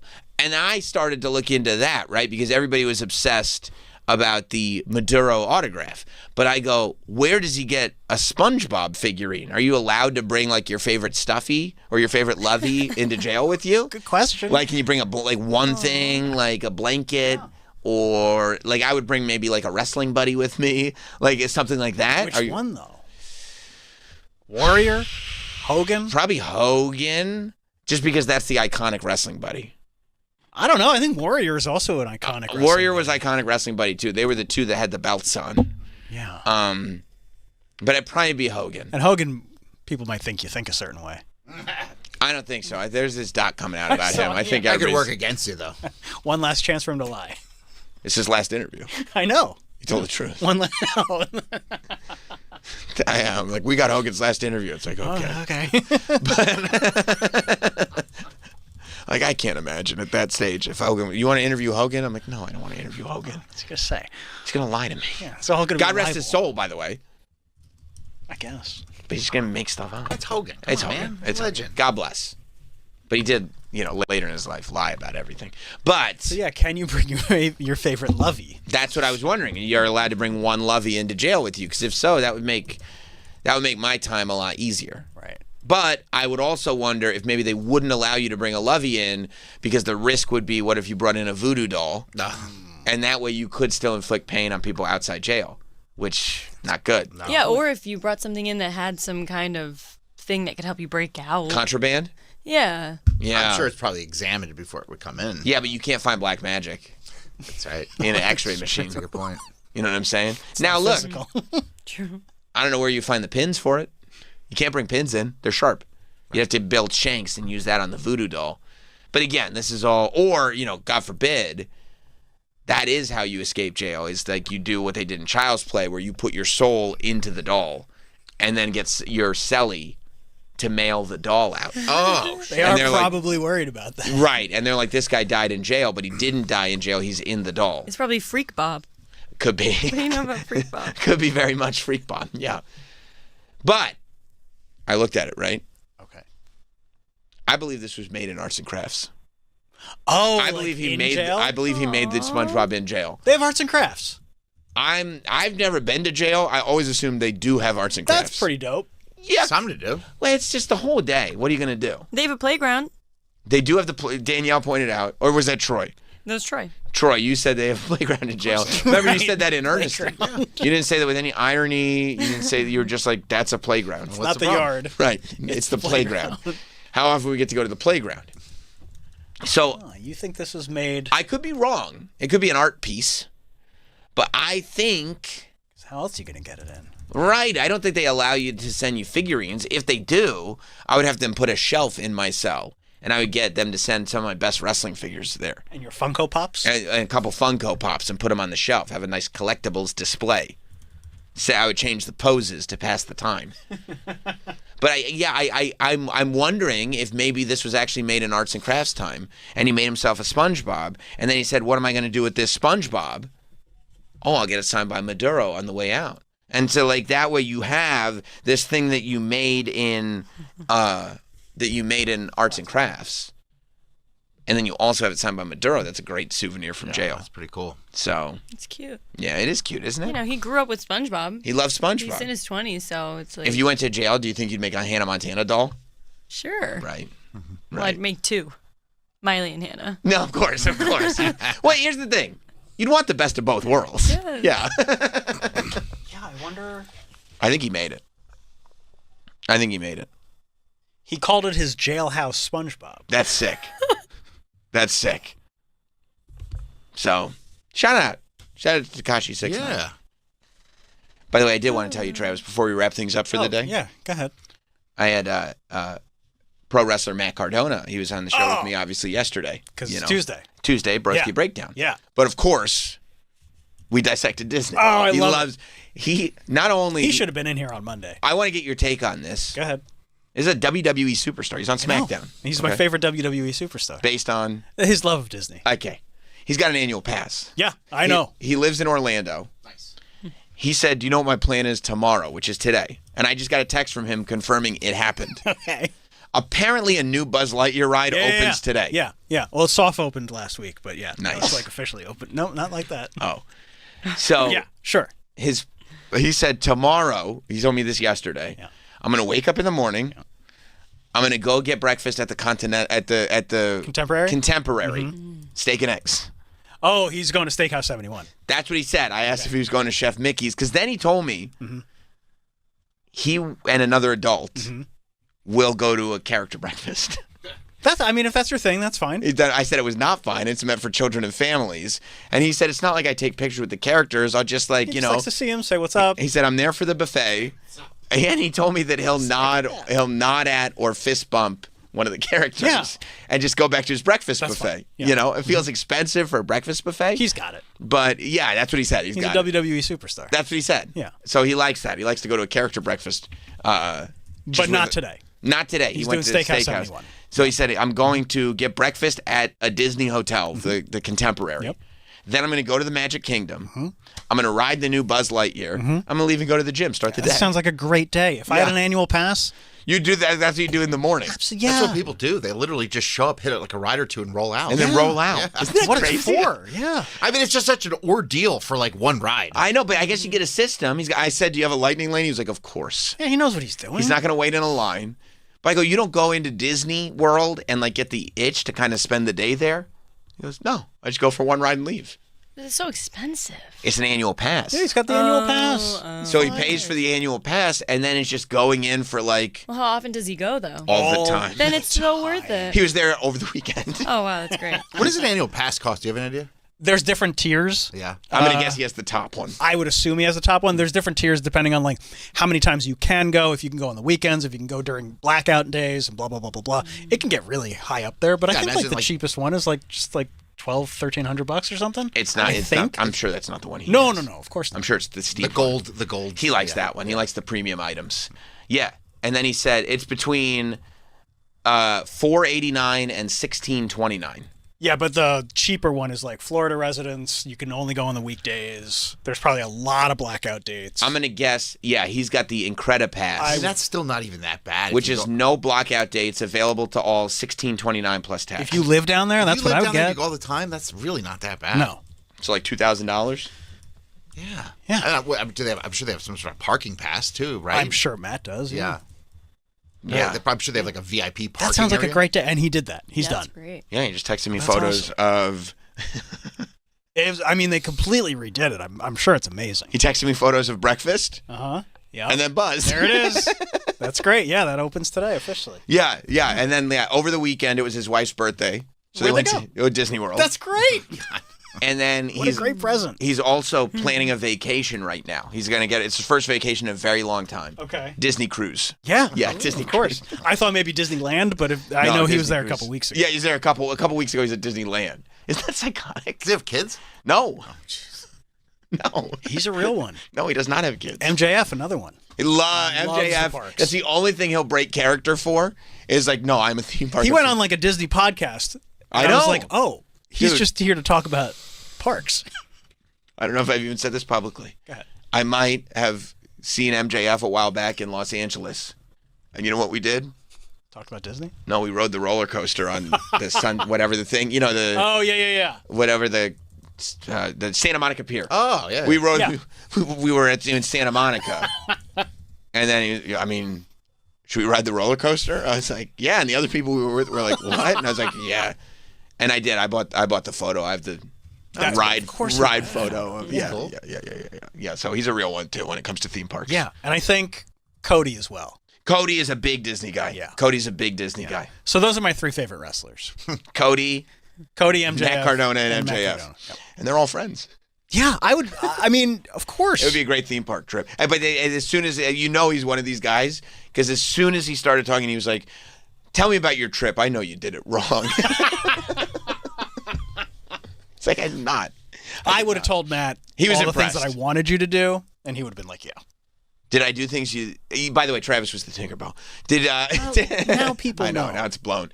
Was there anything I did that you wanted me to do? No, but that you I guys are didn't just do? still in that, like, we got to take breaks during the day. Little kids. Yeah. And if I had known that, like, your son or one of your my kids was going to stick with you all day. One of my kids was. I probably would have given you some different stuff to do. But we made the most of it. Oh, absolutely. Yeah. You did great. Okay. And now that he loves rides, Yeah. One of my kids does. Awesome. Yeah, well, my soul escaped my body. That was amazing. That was amazing. That's awesome. All right, we're going to get out of here. We're going to see the sketch shows. Maybe tomorrow. Who knows? Who knows? We'll see you then. Have a good one. There's more Sam Roberts Show after this. 'Cause I'm in New York. I'm Billy Joel. Back again for a limited engagement because you asked for it. Celebrating the 50th anniversary of Billy's Turnstiles album with exclusive specials. Plus, new shows with special guest hosts. Hey, I'm Pat Monahan from the band Train. This is Gavin DeGraw. Hey, I'm Matt Nathanson on the Billy Joel channel. Channel 105 and on the Sirius XM app. Just search Billy Joel. Ready for big fun?